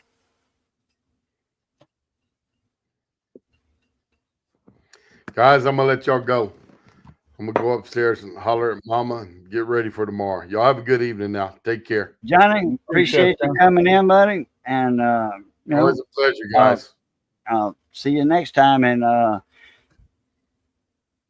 next time I'll send you a link. What I'm going to do, I'm going to put your latest video link in my description box. And I'll probably do that tonight or tomorrow. All right. Appreciate you coming in. We'll see you. Johnny. All right. Please out. Have a good one. Then there was 3. Then there were 3. Then there was 3. Yeah. So y'all busy at the shop, Dave? Oh yeah, I I'm preparing to get out of town for a little over a week. So I got another day and a half of ass kicking to do before I leave, and then I'm out of here. Y'all driving? No, I'm down flying. to Fort Lauderdale. You flying or flying to Fort Lauderdale? Flying to Fort Lauderdale. Either going to Uber or rent a car from Fort Lauderdale to Miami. Okay. Depends if I can drop it off in Miami that night, because I can get a really good price on a car. Yeah. Through Enterprise, I can get a discount code because we do work on all their cars. We're in their national account group, so I can get their corporate almost like as an employee. There's discount. Yeah. It costs $42 a whole day to get just a little small sedan, but I either Uber from Fort Lauderdale or get a rent a car. The only reason I was thinking rent a car is when we get back off the cruise, we'll get in early and we'll have all freaking day. So it'd be nice to be able to just go around wherever we wanted to before we go back to the airport. But I'll figure it out. But yeah, we're flying down to Fort Lauderdale, then going to Miami and then getting the Port of Miami and going on a cruise. And the reason I'm doing that is about $149 cheaper per person to fly from Detroit to Fort Lauderdale and Fort Lauderdale back to Detroit than it was from Detroit to Miami and Miami back. Oh, I believe that. Yeah. And you know they're like 30 minutes away from each other. Right. It's like stupid. That's like people fly here. They always fly to New Orleans, and then we have to go pick them up, which is a lot longer when they could fly into Gulfport. But if they fly straight into Gulfport, it's way more expensive. You know, Gulfport's a little small airport where New Orleans is a major hub, you know. And for them to break away and fly straight to Gulfport, yeah, you pay way more for a ticket. I've been monitoring the prices. I knew over a year ago we were going to be going on this cruise. So I've been monitoring the price. Like, for so long, it's cheaper directly. It was cheapest if you wanted a direct flight each way. Yeah. It was cheapest was Delta Airlines. And it was cheapest Detroit to Miami. And I just kept watching, and the price was pretty high back then. I mean, looking at something like 11 months in advance, your plane tickets are going to be at top price probably. Yeah. So I kept looking, and the price would bounce back and forth. And all of a sudden, when it's like, okay, it's time to basically shit or get off the pot, we got to book flights. Sure. That day when I looked at it, it was like right around, it was like 150. It's either 149 or 159 ish. Yeah. Person round trip. And there'll be four of us flying together. It's about roughly 150 a person cheaper round trip to go from Detroit to Fort Lauderdale back to Detroit than it was to go from Miami to Detroit, back and forth. Yeah. Like, that's a like no guys, it's worth. I said it's worth the $600 that we're going to save as a group before. To land in Fort Lauderdale and have a 30-minute drive to the freaking hotel that we're going to stay at for the night. Right. It's worth it for $600. I mean, yeah.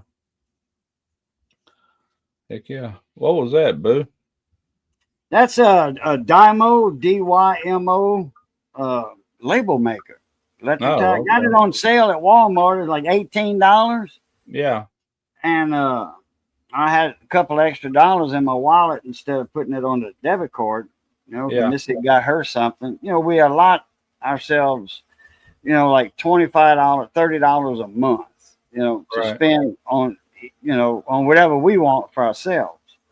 So I got all in drawers, parts drawers and stuff like that, bins, put little pullouts and boxes.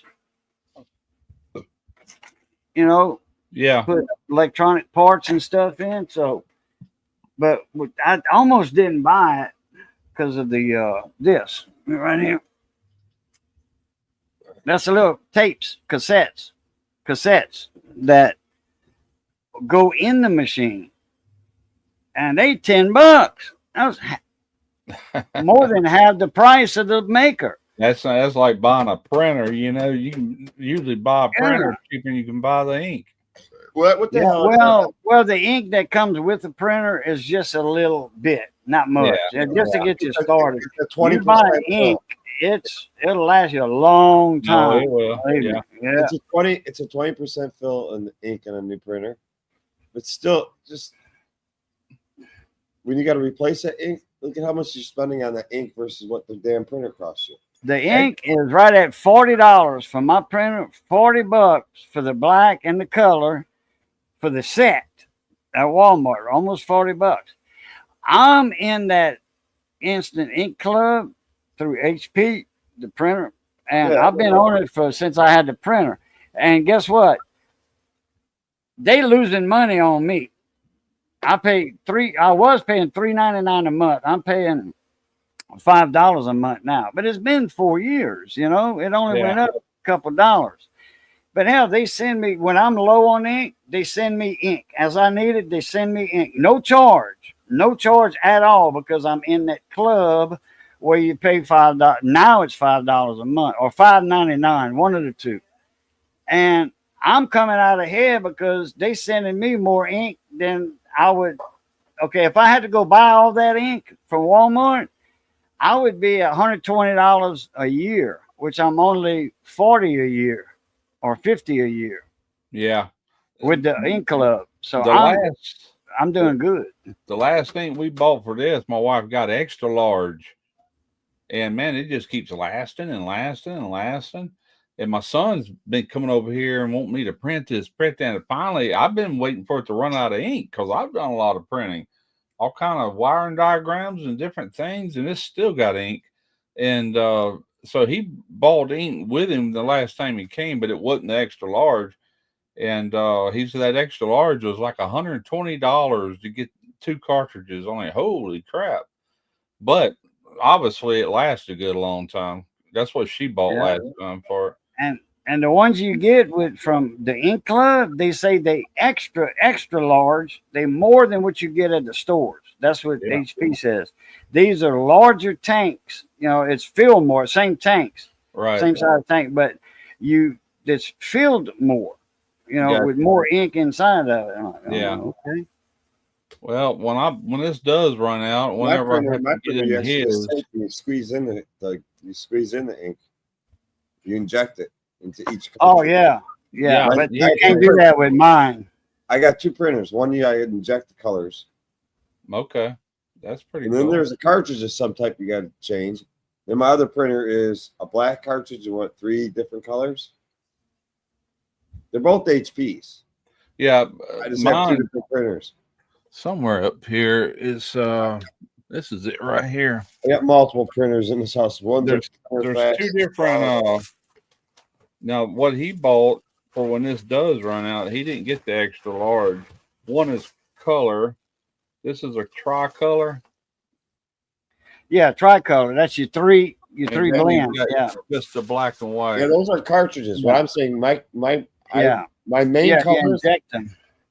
Yeah, my main colors are a bottle that I refill it on my HP printer. Right. I've heard Those of last that. for a long time. But Yeah, there is yeah. a mini cartridge, and I forgot what colors those are.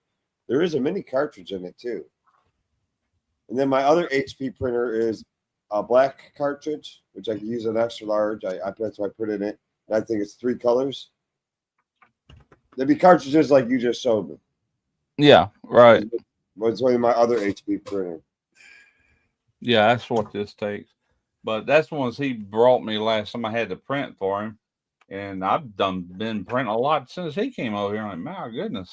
Printers, Extra large really last. printers. The only thing I can tell you about printers, I can compare them to electric tools or cordless tools. They don't fuck you. They don't fuck you on the tool. You fuck you on the batteries. Fuck you on the batteries. My French. Oh yes, They absolutely. fuck you on the batteries. Yeah. Printer companies don't make money off the printer. But To get it out. Russ can change his own batteries. I He's was got all the tools I to was do it. looking at a Milwaukee tool the other day, and I'm like, that ain't too bad. And I'm looking like, wait a minute, that don't come with no battery.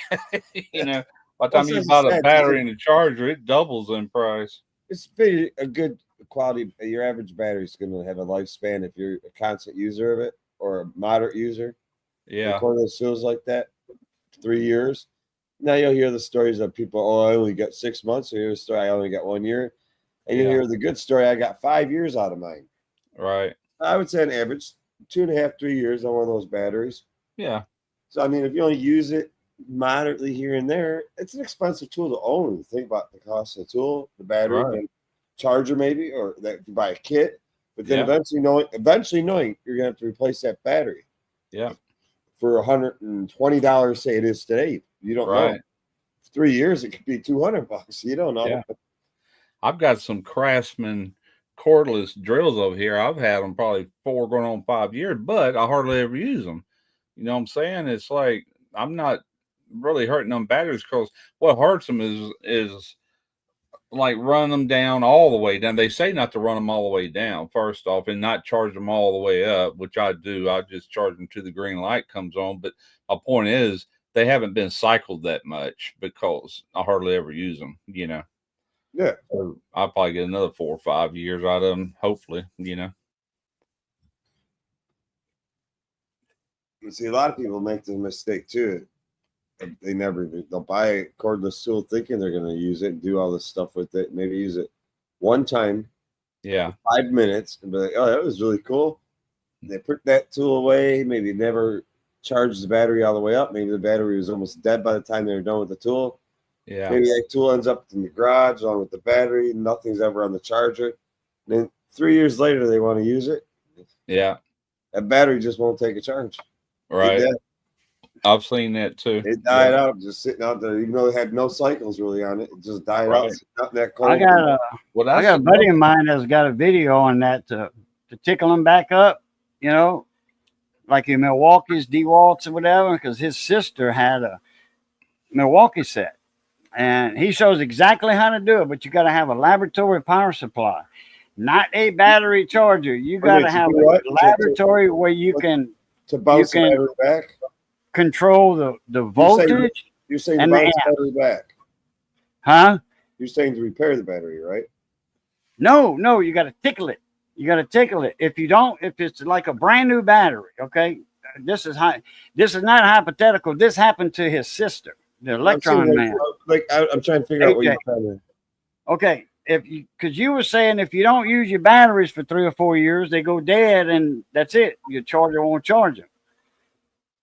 If they were But like the basically charger is dead when you smart. first put it away, and they sat there dead for three and a half years. Or Oh, so. the battery was bad or the battery was good before you put it away. Like basically not charged. Almost had no Oh, charge. right. Okay. Well, Right. that's- There, I can any of give these, post a link to a video on how to do that with any power tool battery. If you had it, even if it was brand new, like his sister, I've seen that video. He yeah, did because I posted something, because he you did were in something, the panel when he was in the panel with us. He did something. No, this was on a video, not live. No, but the guy that did the video was in the panel with us. Oh, okay. I forget what he did, but he took a battery, put it in the charger. It would not start charging. Then he Right. did something, and Anyway, anyway, charger and another battery. and then he popped it in there, went to charge, and it got topped off. But even these lithium ion power stations, they say to top them off every 6 months. Don't let them just sit there. You know, every 6 months you need to top them off. So I try to remember to do that, but Okay, I don't have that many cordless tools really, you know, but I got a few. I have a lab power supply, which it's 30 volts, 10 amps. I can control the voltage and the amperage down to microamps and milliamps. Yeah. Okay. And all you do, you hook your charger up to this battery the right way, positive and negative, and you start off slow, and you're going to see your charge. Okay. You're going to see your voltage go up and your amperage coming down. And then all you need to do is do it for like an hour or something. Then you throw it in the charger, because you got to, all nowadays in the past, 8 years, 10 years, all your chargers are smart chargers. They will not charge a battery if it's too low. They have sensors in there, just like cars and all Golf that crap. carts are the same freaking way, man. I did a video on that on my Scale Savvy. My buddy brought his golf cart over here, and Right. I actually had to Google it because I've never worked on a golf cart in my life. That was one of your first videos, that golf cart. It was one of them, but Yeah. anyway, I got to watching some videos on it, and if these batteries are completely depleted with nothing, when you plug that charger in there, nada. You got to put some juice in every one of them, Right. then because it senses voltage from the batteries to even turn that machine on. Then it'll go with charging. Correct. Right. And that goes for every battery they make. Yeah. Tool batteries, golf cart batteries, Right. Bus, for a RV, a bus like a Golden Right. Eagle, a big drive around motorhome. So A Bluebird, a $500,000 motorhome. You got batteries in that thing down in the suitcase compartment, but toward the front of the bus for electricity, inverter. You got an inverter from 12 volts to 24 volts or whatever, or 32 volts to 110, just like a camper trailer, the best takeaway from that is don't deplete any battery completely out. When it gets that low, go ahead and pull it out and put it on the charger. Yeah. Hey, Wayne. Yeah. But anyway, I'm going to find that link since we're talking about it. I got to hit the toilet real quick. Lena, Go ahead. do Go something. ahead. I'm about to pop here. After that, you take a good old break.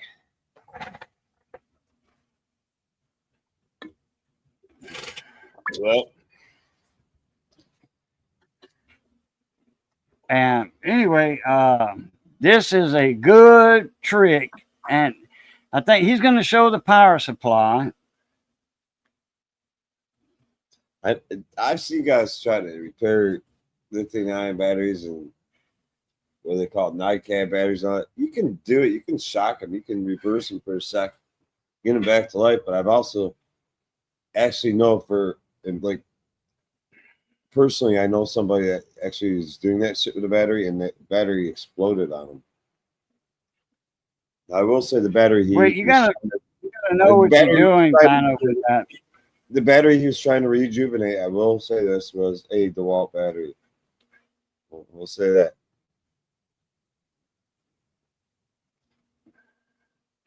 Let me share this. Share. Copy. Copy.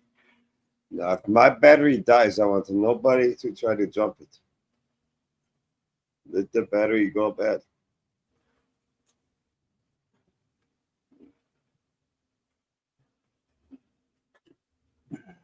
My battery's not worth keeping.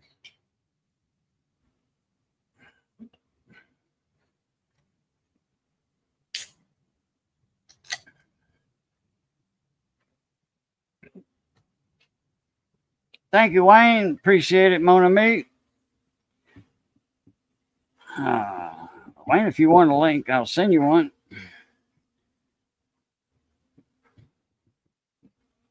But there's a link right there. I wish I'd have put that up when they had 25 people in here.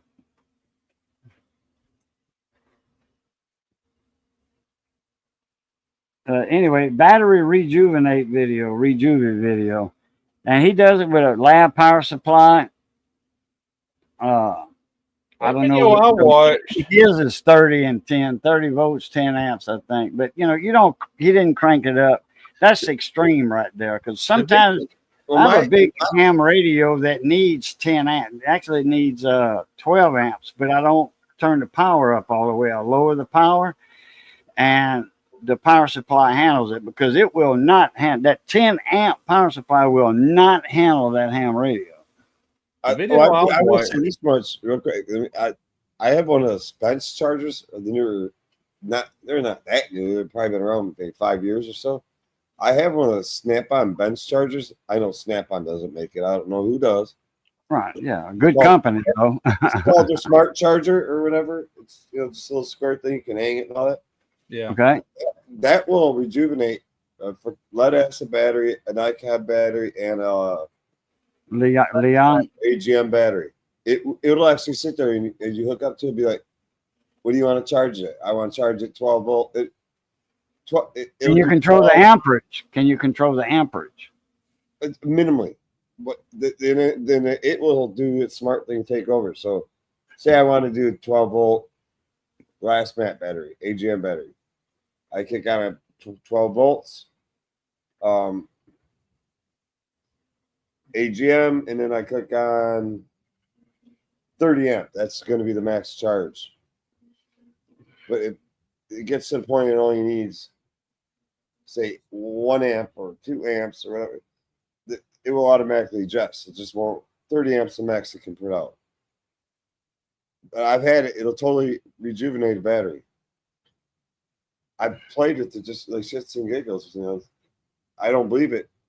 I got a friend of mine, did it with his battery, and it's got to be going on approaching June. In June, it'll be like a year since his battery was like totally dead, total pile of shit. It's 6 years old, and any test would tell you it was dead, blah, blah. Hooked my charger up to it, told him bring it over here. and it said desulfating battery. It blah blah blah. It went through all this shit before it even started charging it. The charger sat on it probably 4 or 5 hours.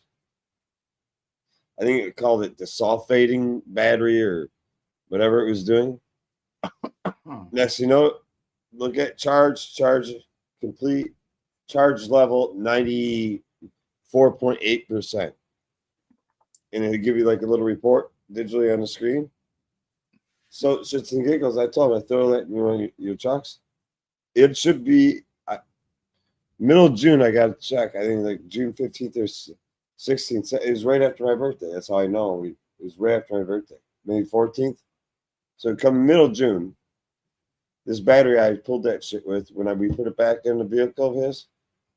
Today it's still running fine.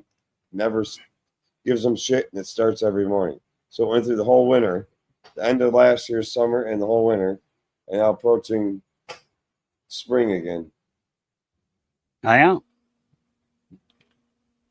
Which I actually never believed that shit. It could rejuvenate it, but Yeah, I was trying to remember. It's been a while since I've seen that video, but this guy had a dead battery, would not take a charge. I want to say he took another battery that had a charge and jumped it to it and got Trick 'em. Yeah. yeah, You can do that too. Yeah, you can do that too. just Yeah, got a Yeah, little you can I take. just think it could be dangerous. You can take a 20-volt tool battery, 24, whatever, 18 volt. yeah, Got a good 12 charge volt, on it, whatever it is. and you can hook that up to jumper cables. You know, you got to have a wire sticking up from the terminals on the Sure. tool battery. You can jump your car with that. yeah. Yeah, Yeah. But yeah, I don't remember grind on it though. You know, Because it I ain't remember like- watching, I'm like, well, that's Anyway. good to remember because it goes back to what I was saying earlier. The whole thing is just don't ever try to remember not to let them deplete completely, because that's when it's going to do that. When it can't recognize anything, that charger just won't do nothing. You know, Yeah. it's crazy. But that's the thing with tool batteries. If you let them sit up too long, his sister had bought a brand new set of Milwaukee 18 volt, I think. Yeah, It's in the link. It's in that video, and that I posted. yeah, they got 12 volt and 12 volt She fuel let it set, and and 18 volt it fuel. was under warranty. She called, or AJ, you know, my buddy AJ that comes up in here every now and then. Yeah, He called Milwaukee and got her a brand new. They sent a brand new set of the tools she had. It was a drill and a driver, I think. I'm not sure what's going in it. But they said instead of just sending the batteries, they just sent a whole damn brand new set of tools. yeah. And she didn't use it, let it set, and guess what? The batteries wouldn't take a charge Yeah, because she never charged them to start with. You know, everything was not even used or whatever. right. So AJ, you know, my buddy, he shows in that video how to do that. Yeah, yeah, because Everything's explained in the video. And Most the amperage, the voltage, you know, with a lab power supply. Now I'm calling it a lab power supply and adjustable. It's meant for, they call them lab. Anybody that works on Right. electronics that has a few pieces of test equipment, he's got a lab. I don't consider myself, I got an electronics workbench. I don't have a lab because I don't invent shit. right. I don't invent nothing. I just get rid of shit. You know, Yeah. I don't have a assistant named Igor neither.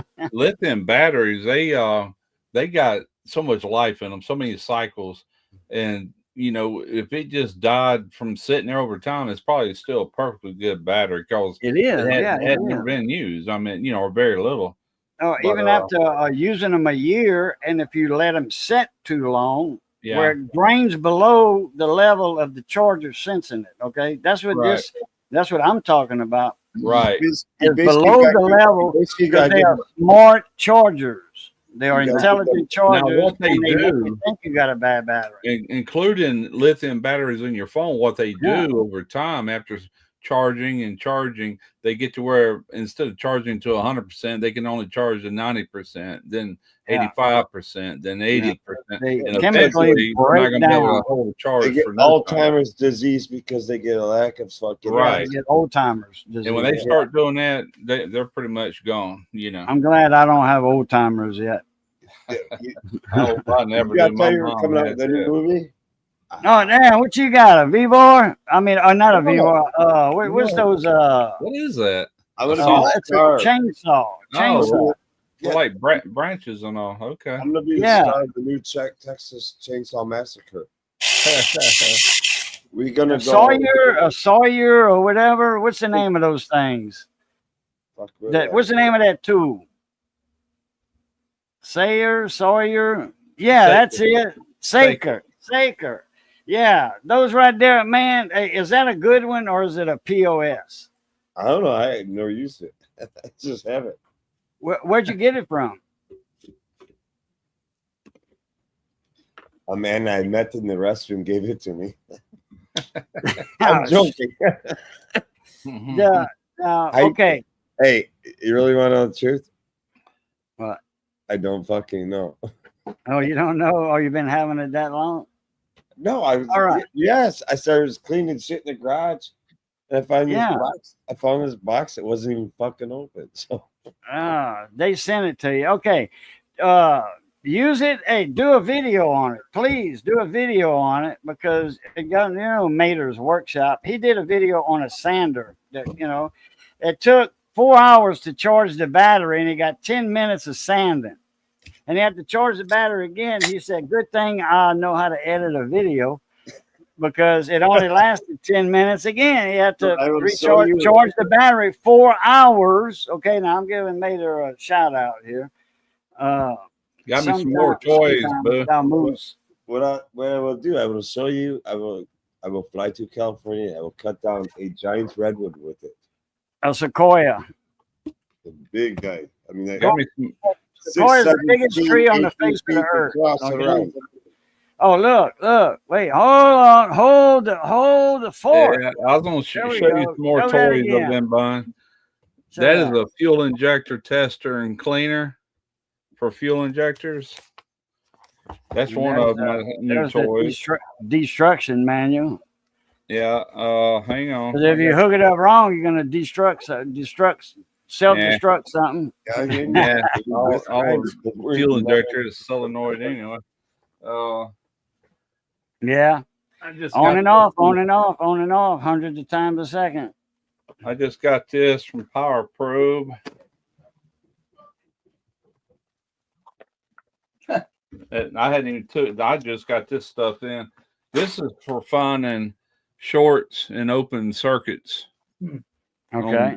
Vehicles. Oh yeah, like a fox and hound. I know what you're talking about. Yeah, ETC 3000. Yeah, the 3000 is that's the newest one.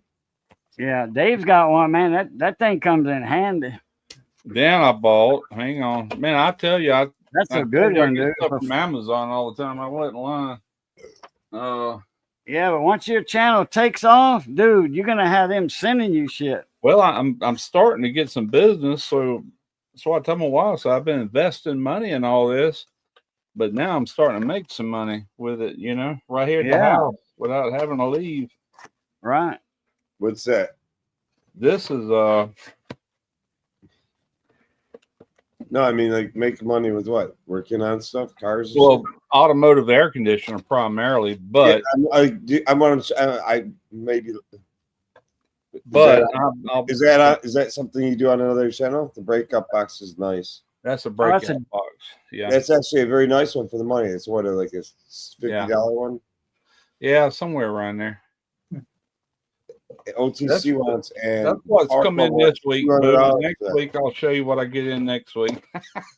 Power Probe. Yeah, I'll send you a link next Wednesday or Thursday. I'll probably, I'm going to Wednesdays from now on because Thursday night's not good for Simon. Thursday night's not good for two other people, so I'm going Wednesdays from now on. Yeah, Wednesdays was my old night. A few years ago, Wednesdays was one of the main nights on that, and I'd have like 60, 70 people in the chat. The Moose said, nice toys, Russ. Yeah, I'm telling you, man, I've become an addict. I can't stop. My wife's about ready to kill me. I'm a toolaholic. I got I mean I get stuff in like I wanted a certain part, okay? And I wanted one of these. Mm-hmm.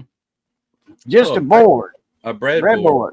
Yeah. Yeah. And breadboard. yeah, I'm making a tone generator. Okay. You see the chip inside in the middle? Yeah. Okay, let me just hold it still right there. You see the 8-pin chip inside? Yeah. All right. Well, that's a Got 555 timer. I was looking just for the board. And guess what? What? It was I don't know, like $3 or $4 or $6.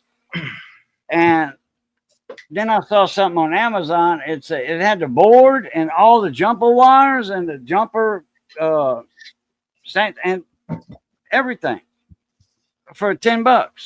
I'm Yeah. like, oh well, hell, I'm getting this, you know. Yeah.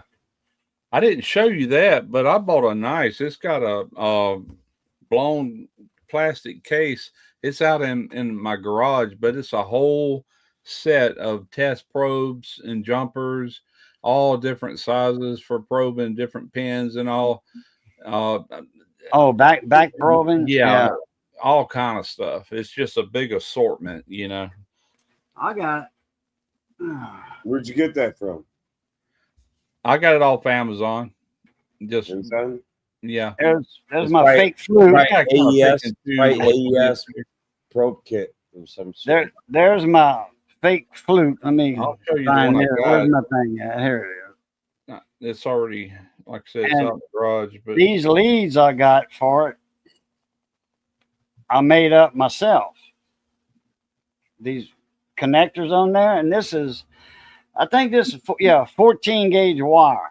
Okay, and it's like 3 foot long, and it goes up to these, which are needle sharp because they are needles right there, needle sharp. But look here, that's the same thing I have on the meter, but it's the other end. Oh shit, no, it's the male. Never mind. I cut the thing off on that one. Anyway, 4 millimeter. Anything that has 4 millimeter in it, which they got a lot of jumpers and connectors to back probe stuff, plugs right in here. right. So I made these leads up myself, and these, I didn't make these. I bought those. These weren't but a couple dollars, 50 cents a piece, and I got Here. 2 pair. But those right here, these are good for back probing in cars, on car harnesses and stuff. Here's the one I got. This is a 68 piece. You can see it purchased one time, April the 6th. But it's all those different jumpers. Those are for different types of pins Yeah, and things got like them that. alligator That's a good clips price and for all you that. got. Yeah. Yeah, I think I With picked, all them ones at the bottom, all in those are jumpers, all different sizes. You can't tell nothing about it on the picture. yeah, a little bit. Okay, what's the They're link on jumpers. that? One end is just a banana connector, and the other, like you got all these different electrical connections on a car, the plugs, different sizes. Right. There's every size that you can think of in there. And there's 2 of them, 2 for each size, different colors, But plus it's got, I can't make that picture no bigger. But anyway, pretty nice set. Plus I got a bunch of that stuff already with other things that I purchased in the past. I just want to make sure I got plenty of jumpers and stuff. I love the electrical end of cars. I love diagnosing. I just hate doing some of the jobs, What was the name of that store? CM2 store or what? They got On different ones, but that's No, the one you showed on Amazon. Yeah, that's called Visit CM Tool Store. CM2 store. Okay. Yeah. I'm trying to find It's it right all- here. I'm sure all that stuff comes out of China, but don't matter as long as it works. What don't come out of China?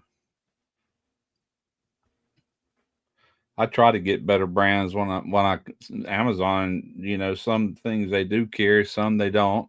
I use OTC when I can and stuff like that. You know, I kind of like their products. Oh, here's something else I bought. This is made by Master Cool. Oh, Jed. Sometimes when you on your live chat thing, then you click on live chat and it'll go down and it'll say top chat. And then you go back, you click on that, then you go back to live chat and it refreshes your chat. This is from Master Cool.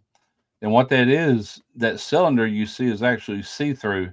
That is a sight glass to where you can take a sample of the actual refrigerant and inspect it to see if there's any metal particles floating around, just see what it visually looks like, you know. Wow. That's Like why doing a Master checkup Cool, right? and things. Yeah. Master Cool makes it, right? Master Cool, yeah. I paid $140 for that thing. It's probably $300 on a tilt truck. Yeah, probably. But you know, I've done AC work for many years without something like that. But it'd be nice to have if you're kind of suspecting, like you got a car that you have no idea the history on it, where it's been, who all's worked on it, things like that. Or another thing is, let's say you just did a compressor lockup, and you know when a compressor locks up, it sends that shrapnel through the system. That'd be one way of verifying that you flushed everything out, you know, kind of looking for any metal that might still be in the system after you do the work or whatever, you know. Different uses, but had to have it. You know how it is. Yeah, Tool big selling. Well, you're the tool junkie. I think I'm turned into one too. It's an addiction. It is, man. I can't stop. Oh well. Russ, can you put the link in for that jumper set that you showed on your phone or whatever? Can you put the link in the chat? Let me see if I can log into my Amazon from this computer. I do everything. I tell you what, let me get on this computer here. I thought so, Jed. Let me get on this computer tonight. I do it on a normal day. The only time I use this computer is live shows and editing videos. This is it. So everything else I do is on my big one. But let me go to Amazon. Wayne, how you doing? Let me go to orders. You muted, Wayne. Yeah, I was looking at something on my phone. That's why I want to make a sound. How you doing, Wayne? Good. All right. Cool deal. Where's your fly, your brother? Oh, he's Where's doing. Dave? I don't know what he's doing. Wayne. I don't know. Well, maybe it's some karaoke channel. Where you at? Where you at? Come on. Oh, here it is. Okay. Up there. Let me click on the link. Copy. Go into your live. What a sexy. Now, Moose said Amazon's a bad place. It depends on which store you buy from, because Amazon is not just one store with a big warehouse. Amazon is like eBay with different stores on it, you know. And Amazon actually controls what stores they got. If these stores, like on eBay, if eBay you buy something and you don't like it, you know, that you bought, eBay is gonna go for you or that store you bought it from. Amazon, they don't mess around. All right, there it is, Boo. You're correct. You're correct, Boo. Amazon, he is correct. Amazon is a very bad place. Amazon is the devil. Mama always said Mama said Amazon. Oh man, it's like and I love my mama very much. It's worse than alcohol. You get addicted. That's probably why my mama said Amazon the devil. I love my mama very much. Now you know my mama said. My mama said. See if that link works. It's the devil. Bad place. Hey Boo, see if that link works. I got it open in a new tab. Okay. There it is. I'm gonna share it right now. Well, there's one for $49, there's one for $59, and there's one for $98.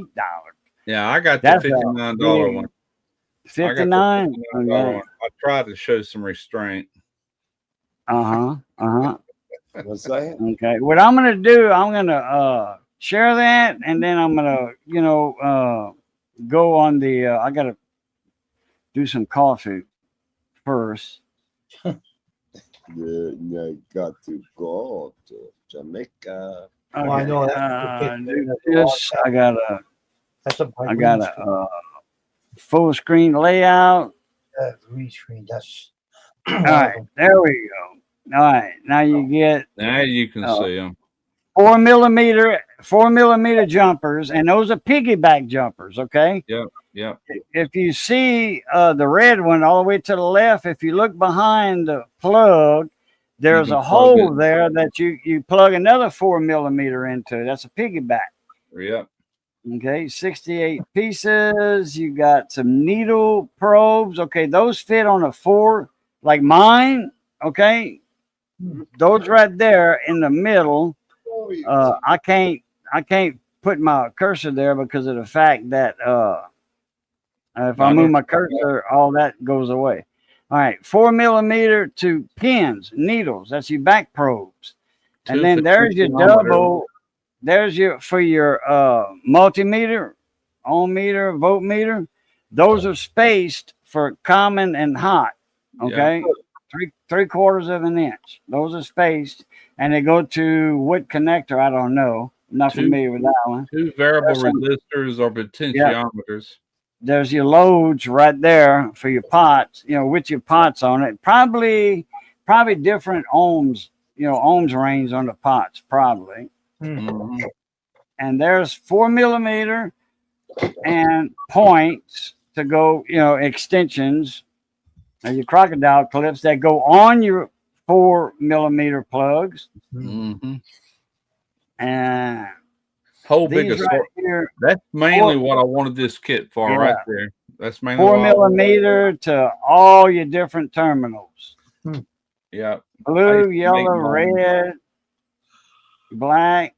Oh yeah, you got all kind of terminals on there. Yeah, I used to build jumpers and all, but man, it's hard to get all them different tips sizes and all. So I said, screw it, I'm just gonna buy it and have it, Or like me, I have all these, Yeah, I do too. I've already got them in other kits, but like these right here, the females at the bottom, I have those and I have the males.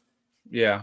Oh, there. What is those light bulbs right there in the middle? Little, I guess. Hell, I don't remember seeing them. I'm going to go back and look in my kit. That's a $59 set. Mm-hmm. Those are 4 millimeter to a. I don't know if those are light bulbs or not. That's probably for a load. Load test. Yeah.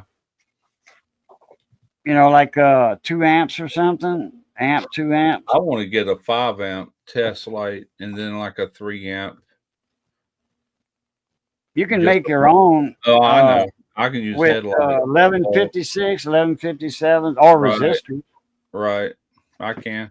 I gotta get some more coffee. I'll be right back. Oh man. I mean, just a regular test light, incandescent. It don't even pull an amp. About a fourth of an amp actually. How you guys doing today? How you guys doing? Doing pretty good. How you doing? Yeah. This guy here looks like one of them Ultimate Fighters right here. I hear you. Guy down here with a Mac 2 behind him. Sign. I was reading it. I was reading Big Story. You both use tools all the time? You both use those kind of tools he showed? I'm sorry, what? Those things he was showing on the screen. You guys know how to use those? Do I know how to use them? Yeah. Oh, yeah. Yeah. Many years. What tool you showing? I don't remember now.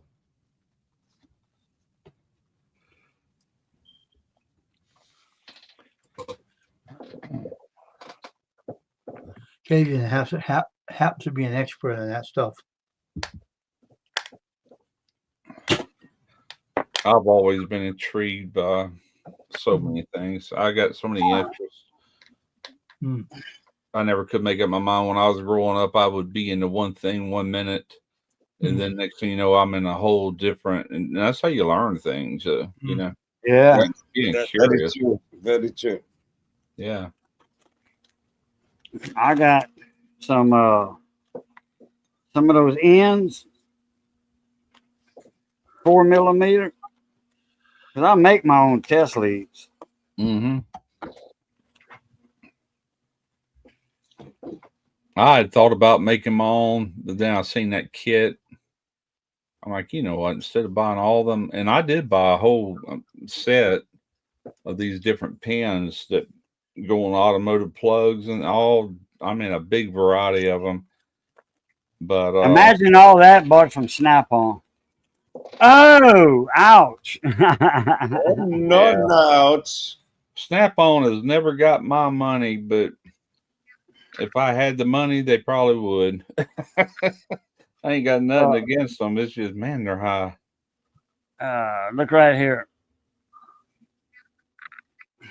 Got this part, and it swivels, and then that's the soldering end.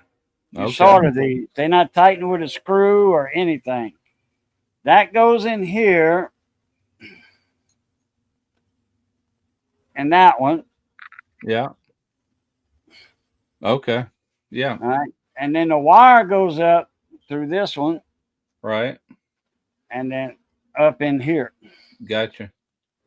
Like that. That's your right angle jack for a multimeter. Yeah. And then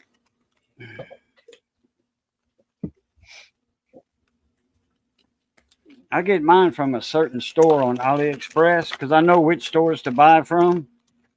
And it's the same things as you get from Amazon. And then here's the regular straight one. Instead of the right angle one, it's slippery. You put that on your wire first and then solder your wire to that. That goes in and they snap in. And these are hard to snap in. Very hard. So, and then if you want, you could cut this off. This shield cover, that safety cover, because these are safety jacks. See the red tip? That's coated so you don't, if you have live on that end, which sometimes you do if you're doing negative voltage, okay, that's live, that's hot in here. If you're doing negative voltages, this part's hot. And you got to snap this in and it goes in and you actually, they make a little round tool, which I have a plug, a brass plug. Yeah. Little brass rod. And you push that in on there and that goes just a little bit inside of that safety shield right here. Gotcha. But those, like I said, I have a store that I deal with on AliExpress. And Amazon, these are $10. AliExpress is $4. And free shipping. Mm-hmm. Which Amazon's free shipping if you have Amazon Prime. Oh, I do. I pay for that every year. I watch movies with it too, though. I mean, it's not just for shipping. Me too. Yeah. I watched Reacher, you know, the one with Alan Richardson. They just come out with a new one. That was good. Yeah. All 3 seasons. And then they got Jack Reacher. What is it? It's something new that Amazon sent me a link for. You know, an email about. Yeah. Reacher something.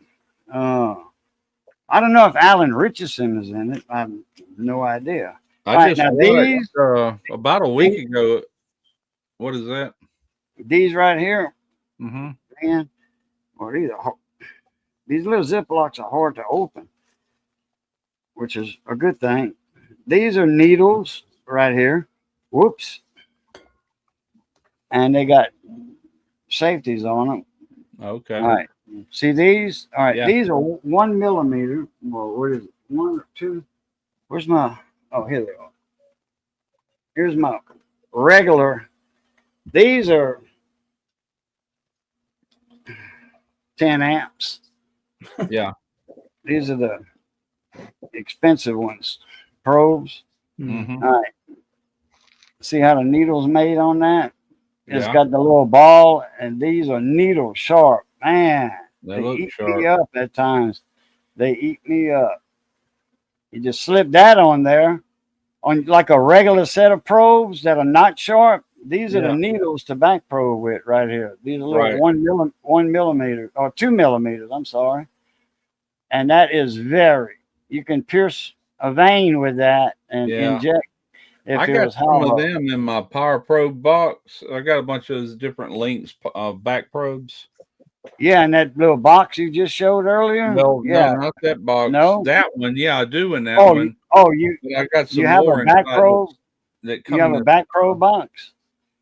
well, I got a Power Probe box, and I got a bunch of But stuff thrown in there, and a bunch of back probes that I ordered. okay, yeah. How about this? Well, this is a back prober right Smokey here. can get into any box he wants to. A buck.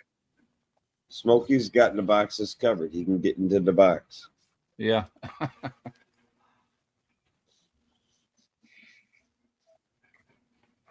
I like these. You know, like for car work, they're perfect. You know, Yeah. and for other stuff, there's not a lot of wires in electronics nowadays.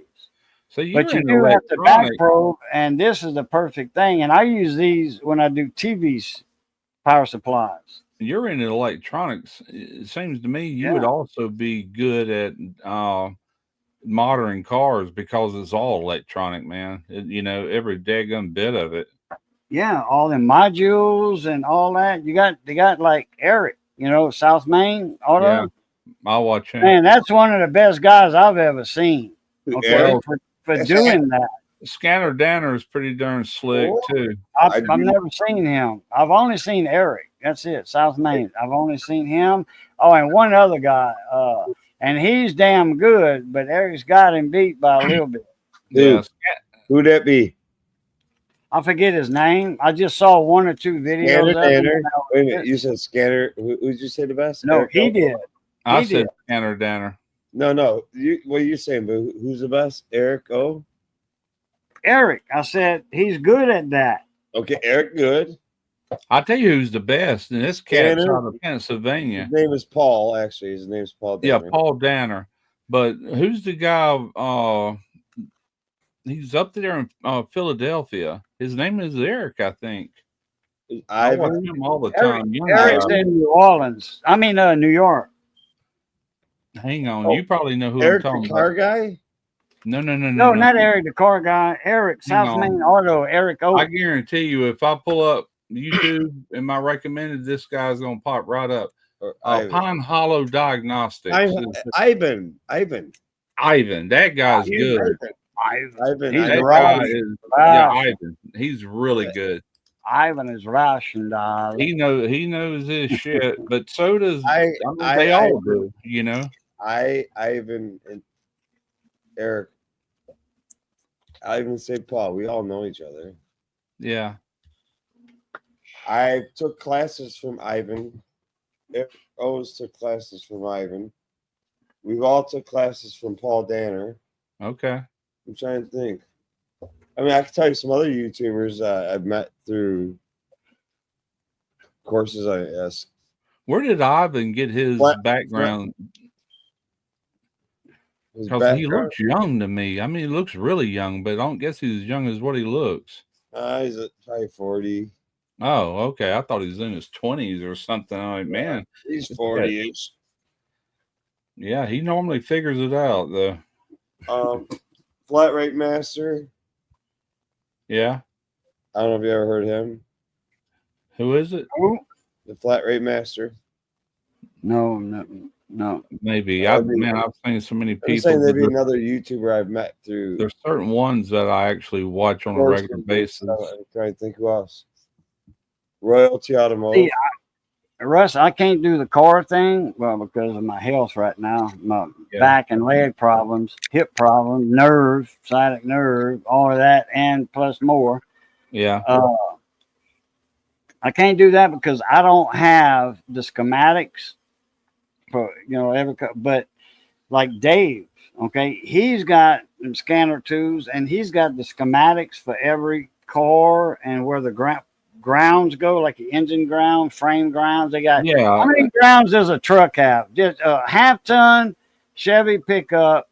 Okay, half-ton Chevy pickup. I get all that information per car. When I have somebody Yeah, come right. here, I make them pay $19.95 for Main me grounds, to probably Right. put up on Right. all data DIY. hundreds. Right. If I could afford $200 a month, just Cool. if I could afford $200 a month, I would just have unlimited cars at my disposal. Right.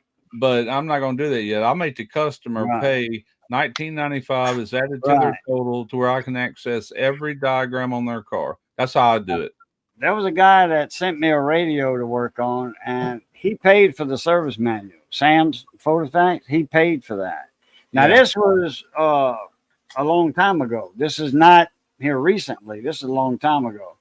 And I had people sending me radios to my shop at least once a week.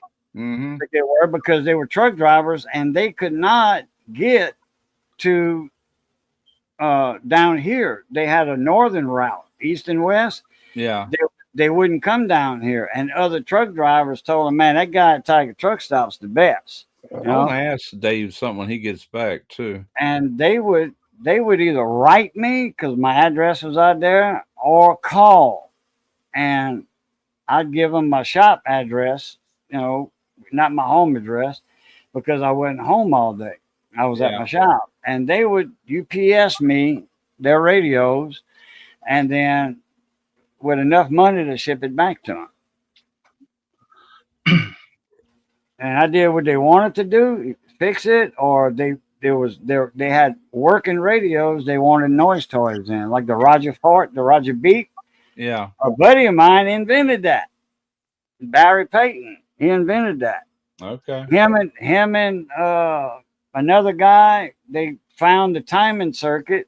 I mean the tone circuit in there off the chip, and it was with the resistor divider. And all they did was add capacitance to it, and different capacitance made the fort, instead of a beep when you unkey like NASA. Yeah. All right, but this was loud. This was a Roadrunner Roger beep, had a relay on it, and it would do about a half a second of a shrill beep. One guy, he brought me a radio and says, man, can you take this Roger beep out of here? He didn't have a switch on it. I said, I can put you a switch. He said, if you take it out, I'll give you the beep. Yeah. You know, and I'm like, well, okay. But I says, come back in a week or two. I says, me and a buddy of mine, I'm going to tell him something. So we changed the tone of the beat with the fort. It sounded like that. Changed the hertz on it somehow. Change, yeah, right. Just added capacitance to it Right. to change it, and capacitance controls timing. You know, Right. well, timing, but the actual, like a square wave, like Yeah. instead of a shrill beep, a real fast high frequency beep, Right. it toned it down to a lower frequency, like Right. like Huh. that. And then I got the idea of putting a potentiometer on it with a bigger capacitor or two, and like a 0.001 instead of a 0.1 or a 0.01, and you could change the tone of it. Okay. Oh yeah, man, we were buying them. The beeps back then were like $15 just for the beep. That's just the port. Yeah. All right. So we were charging like 35 or 40 to install it. Well, I got with a buddy of mine, DNA, Dally and Nancy Oban. They from Baton Rouge, and he had his electronics warehouse in Deltona, Sanford, Florida, which is on Daytona's in the middle down there, and Sanford and Deltona's on toward the coast on the Atlantic side. I made a deal with him and for like 150 Roger beeps. Okay, then we got them for like $9 a piece. Yeah. Look good. You know, bought them all at one time though, 150 beeps all at one time. Well, that's a lucky. And then my buddy, he would get them from me, Yeah. you know, at the same price, because he was giving me that, you know, that trick, that design. You know, it wasn't me that invented it, but I helped out with it, and we got it promoted. And now you buy the same Roger beep from that company. I forget what the company name is, but you can look it up and buy it. It says Roadrunner Roger beep. they have the little dip switch on it where you can control the tone you want. But if you want to change the tone, you got to undo the speaker cover and mess with the dip switches. So you got to unscrew the cover, mount the radio back up in the mount, and all that. So, but anyway, we just did that with a pot. Right. Hey, Dave, which company do y'all use for all your auto information, like Mitchell Motors, All Data? Who do y'all use? We have access to All Data. Okay. And right now, All Data and this should be easy for me. Oh, Identifix. Denafix, that's a good one. Yeah. So now that's at our terminals that we can access. Okay. One of our scan tools, store owned, Snap-on branded. Yeah. We are still with the purchase of it. My company, the store I work for, the guy, a company, whoever I work for, the purchase of it, they have so many months of free access to it. Have a good night, Cage. I want to say Yeah, Sure right. Track. All right, Wayne, thanks for coming in, buddy. Take care. Catch you tomorrow. All right. I want to say it's called Sure Track. Sure Track. Sure Track or yeah. Shopkey / Sure Track or some shit like that. Shopkey or some shit like that. Yeah. Shopkey. I remember that it's one. built in. It's built into the damn Zeus scan tool. Okay. So we still have a subscription for that, which is honestly it's Mitchell Pro Demand. So that's where I'm going with this. Mitchell, I get you. So we got Mitchell Pro Demand, still in a scan tool. Right. And then we have All Data and a subscription to, I think my owner said 3 portions of Identifix. Okay. It's basically most common faults, industry standards, feedback, everything from others, technicians, most common causes of failure, blah, blah, blah, but also access to the repair manual. Videos too. Yeah, videos. Yeah, the whole repair section. Theo uses Mitchell. So we either get whatever it takes to get all that. Yeah, I was just curious. When I worked, when I worked in that AC shop years ago, I think he used Mitchell, if I remember right. And any kind of electrical job, when he would come out there and tell me what my job is, he would hand it to me. That was a printed diagram. I'm like, oh God, here we go. He goes, this is a so-and-so over here on the side, blah, blah, blah, you know. But that's pretty handy being able to access any car like that, you know. I was telling Boo, when I have cars come here, it ain't like I got cars lined out the door because I don't. I'm in a residential neighborhood. But when somebody wants me to work on something, if it requires wiring, I make them pay the $19.95 a month because I only get 1 month subscription on this car. Let me print out whatever I need, and I'm done with that, you know.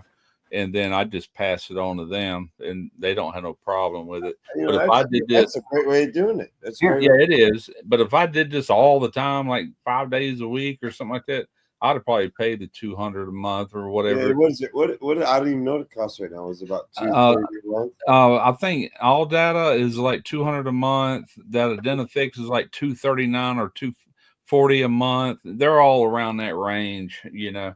Damn. Yeah, but man, it all matters also what you want access to, though. A shop turns over a lot of cars and a lot of money. No, it matters what you want. Repair manual information. You want to be able to get labor time guides. You want to like all kinds of different levels of purchasing. Yeah, they do. But like right now, I've used All Data DIY, and I'm using Mitchell. Yeah, but you and I are both talking about repair issue. We're not talking about repair, but we're not bringing pricing things in. We're not just they will. I don't have it because I No, gave I'm it to the saying guy. that what we're talking about is just the cost of just getting the repair. No, well, it offers. You can also get labor quotes as far as hours per job, and plus it'll let you print out a form, and you can separate your labor from your parts, from this to that, any kind of miscellaneous. You can add notes, and then it's like a receipt for your customer or an estimate for your customer, however you want to do it, you know. But even the DIY ones will do that. That's what I'm using right now per car, you know, as I have work that requires it. But yeah, I was just curious if there was some out there I haven't heard of. But all data, I've been pleased with all data. The only problem is, like this car I just worked on, this Pathfinder, it was not listed as an option. I had to go to Mitchell One DIY to get Well, it. Mitchell is actually, I'm trying to remember how many names that's under. It's a bunch of them. Well, it's owned by Snap-on. Yeah, right there. But if you go looking for it online, what I clicked on doesn't even say Mitchell until you get in there. Then it's you know, Mitchell's yeah. Shop Key. Yeah, Shop Key. Then they got a something Pro, Shop Pro, Yeah. I think. Yeah, something. Yeah.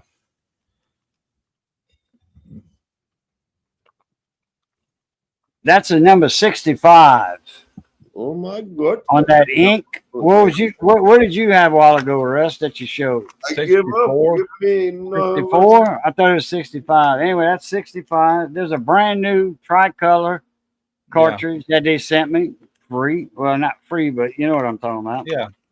And they sent it to me, and you know, Insta Ink is that because I couldn't get my printer to hook up to the router. So I called them. They did it. You know, they got in my computer and hooked up all of that stuff for me. And then he asked me about, are you interested in the free ink club? Insta Ink free. I'm like, yeah, free, yeah. He said, well, you got to pay $3 a month. I'm like, and tell me more. So he's like, well, you do that, and you're allowed so many pages a month. And if you go over that, it's like 2 cents a page, you know. I'm like, okay. I said, what about pictures? He said, do as many pictures as you want. We don't care. Yeah. We don't care what you do. You know, it's just, you know, if you do a lot of pages, then what you need to do is go up to the next level, next tier. You know, instead of $3.99, it's $4.99, and you get more pages. Yeah. I don't per month, and then it's a penny or 2 cents a page. So, and I said, what about pictures? He's like, yeah, man, do all the pictures you want. I said, well, how many pictures I can get with y'all large ink that you talking about?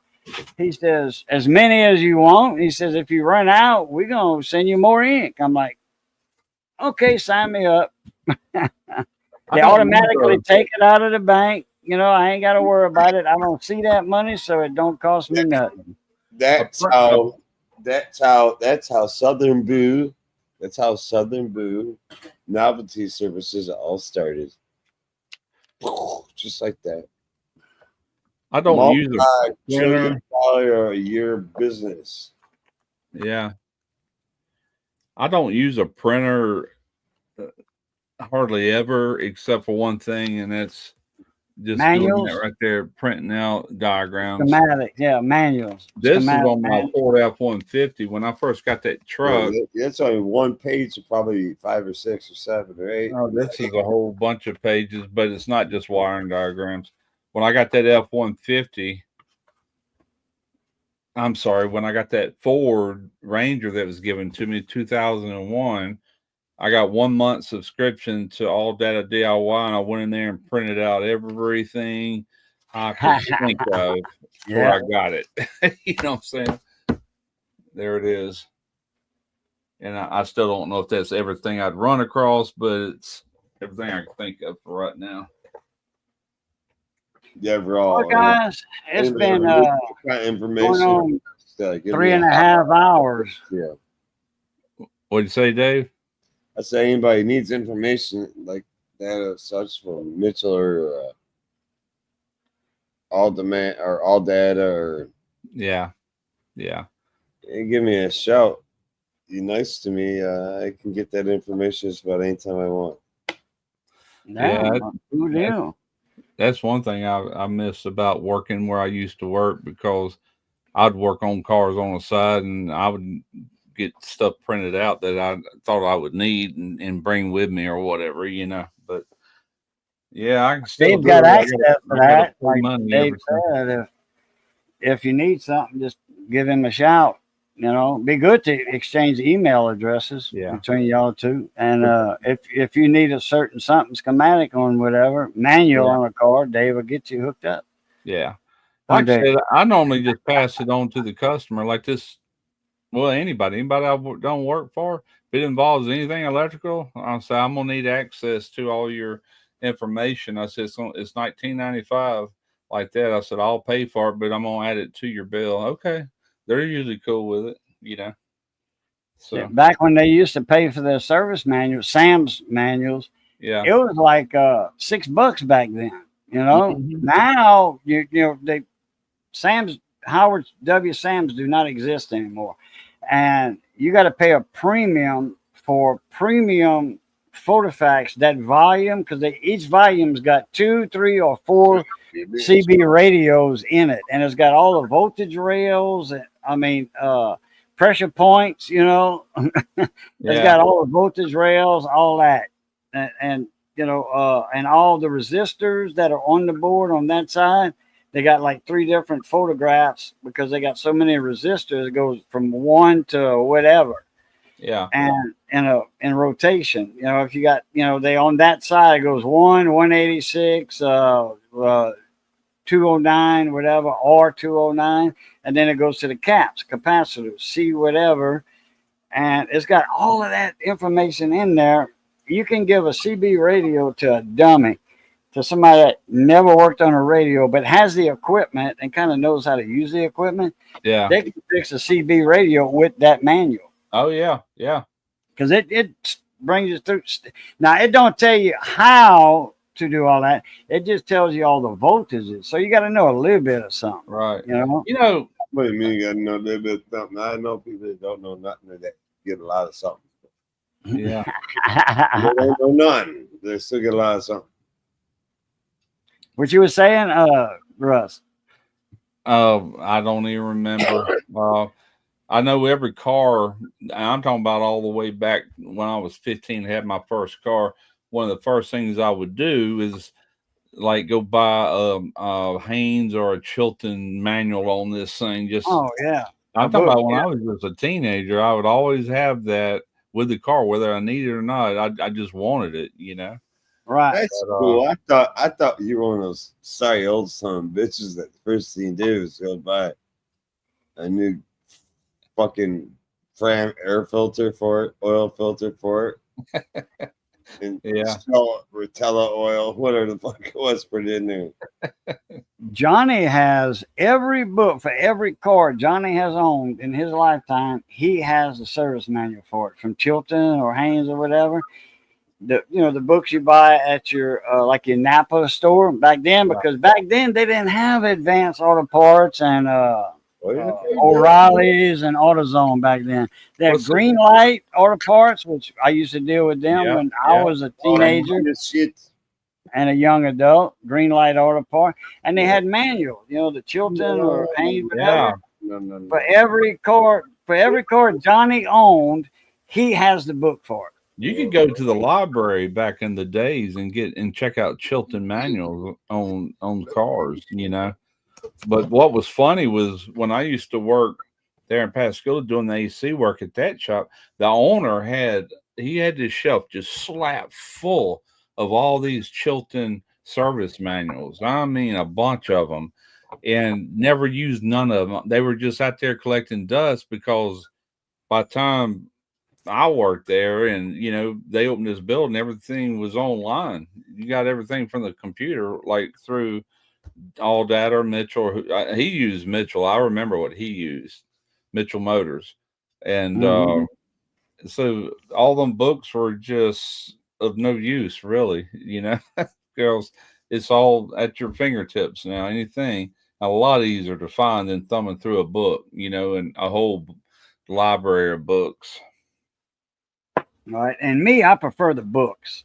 Remember Yeah, them big put it on parts houses, the auto parts house, and they had a big aluminum rack, book Yeah. rack, about 8 foot wide, and they had books, and they look up your part number, and then go Yeah, to the next, and next book, and look up the price and all that. big old fat I book. love those. We got one at the shop. It's 4 foot long, and we got books in it. Then we got Yeah. a microfiche, for all the outboards. Right.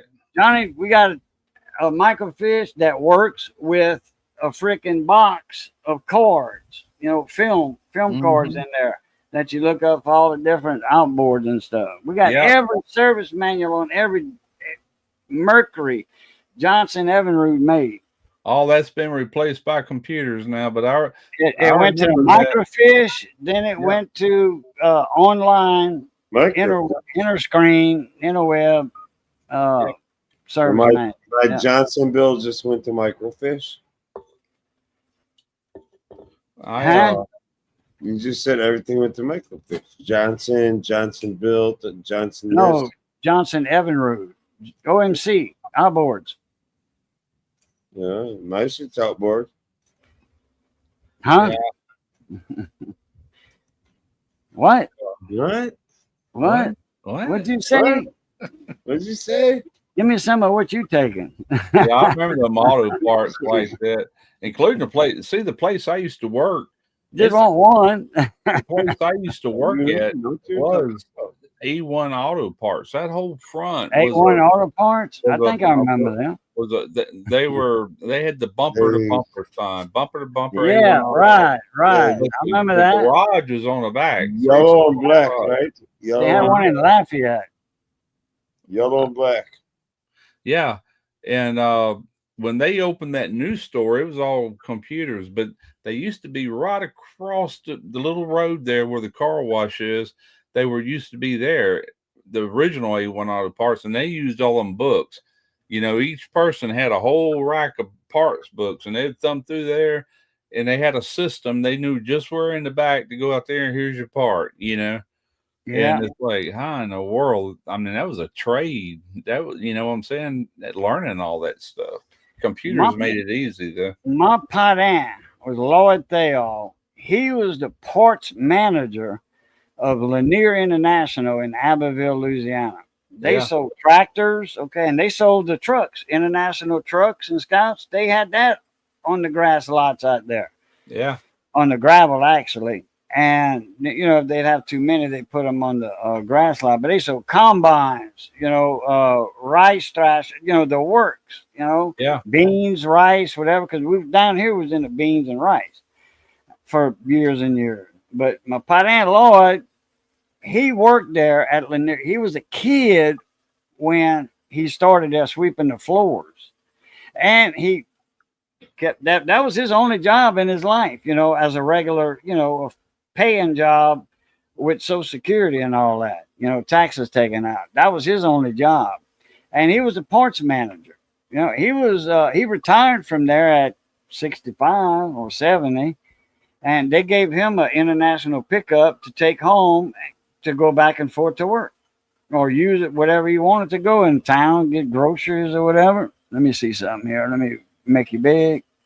That's the one I used to work A1 at. Auto Parts, yeah. At one time was just primarily parts store and the whole back 3-star garage was nothing but air conditioners.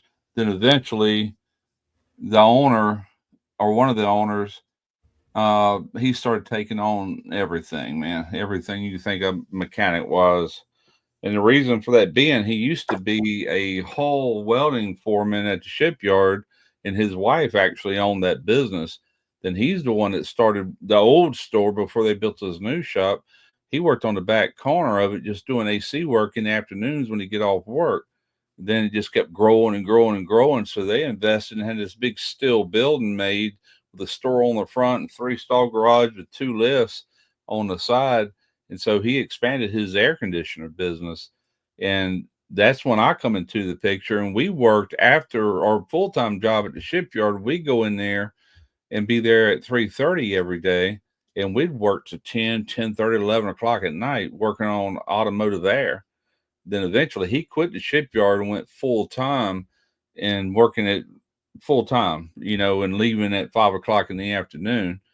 And I actually quit the yard one time. I went to work for him. I worked for him about 3 years during the days, But yeah, I've learned a lot of stuff down there working with them on that. Well, my Pat when he was parts manager, would got him, to be the manager. You could bring a part to him, put it on the counter, and he went to the back room and got the part off the shelf. He didn't look it up. He didn't look the part number up. He went to the shelf and got that part you needed. Yeah. He didn't look at a book. Like I said, we I had a was on the place. job, too. You used to look, well, this might have been before your time. There used to be a place right there off of Highway 90 and Telephone Road. No, not Telephone Road. Anyway, it's called Bell Auto in Pascagoula. What year? Oh God, the 60s into the 70s. Oh, I was living in Pascagoula from 2002 to about okay, now this place to about 2008. Okay, now this is before all them, but you walk in that place, it was the most junked up place you ever seen. Nothing organized. You go in there and ask some guys, yeah, I need a so-and-so, whatever. They'd walk right up to it. They knew where everything was. Didn't look through a book. There was no computers. They just knew where it was. They knew that store inside out. I'm like, good gracious. But boy, you talk about a junk heap. Craziest thing ever seen. But Bell Auto Parts. You want to talk about a junkie on your channel right now? Elvis guy. Elvis, yeah. You got one more. Put it down, Elvis. Then I'm gonna treat you as a troll. And that's it. One more. That's it. Sorry, you got the lines. Oh boy, if Zan Ryan was here, oh boy, the war's on. Yeah, David wants to punch Elvis right now. It's your birthday. He said the line sucks. Yeah, David's from Michigan. The line don't suck. Me and Elvis, we all know each other. You're gonna get. Yeah, we call Elvis the Minnesota Miracle because if the Vikings would ever win the Super Bowl, it would be a miracle. Plays with Elvis all night long. Oh yeah. So, anyway, hey guys, look, it's 3.5 hours. It's 3.5 hours. I'm hungry. I hadn't ate all afternoon and all night, and it's what time? 10:30. I'm hungry. Let's do y'all outros. Do our outros and all of that good stuff. Well, appreciate the link again, Boo, as always. And chat. Y'all have a good night. Have a good rest of your week and weekend. Dave, have a good one. Have a safe trip. Enjoy your cruise. And Cajun, next time. I'll be putting some links in the description of your latest video and Johnny's latest video. So I'm going to change a couple things around when this, when people see it as a video. I'm going to have some links in there. All right. I'll see y'all next week. Oh, wait, Dave. I'm sorry, Dave. Your turn. Everybody, y'all have a good time. And I'll be all right. Vacation time. Y'all coming in. Have a good rest of your week. Everybody. Love y'all. Peace out. Peace out, like somebody else says. All right. Appreciate y'all coming in. Appreciate everybody in the chat. Y'all know the routine is good being north of the grass. Y'all stay safe. Be that way. Be that way. Stay safe. And as always, love, peace, and crackling grease. We'll catch y'all later. A plus tard.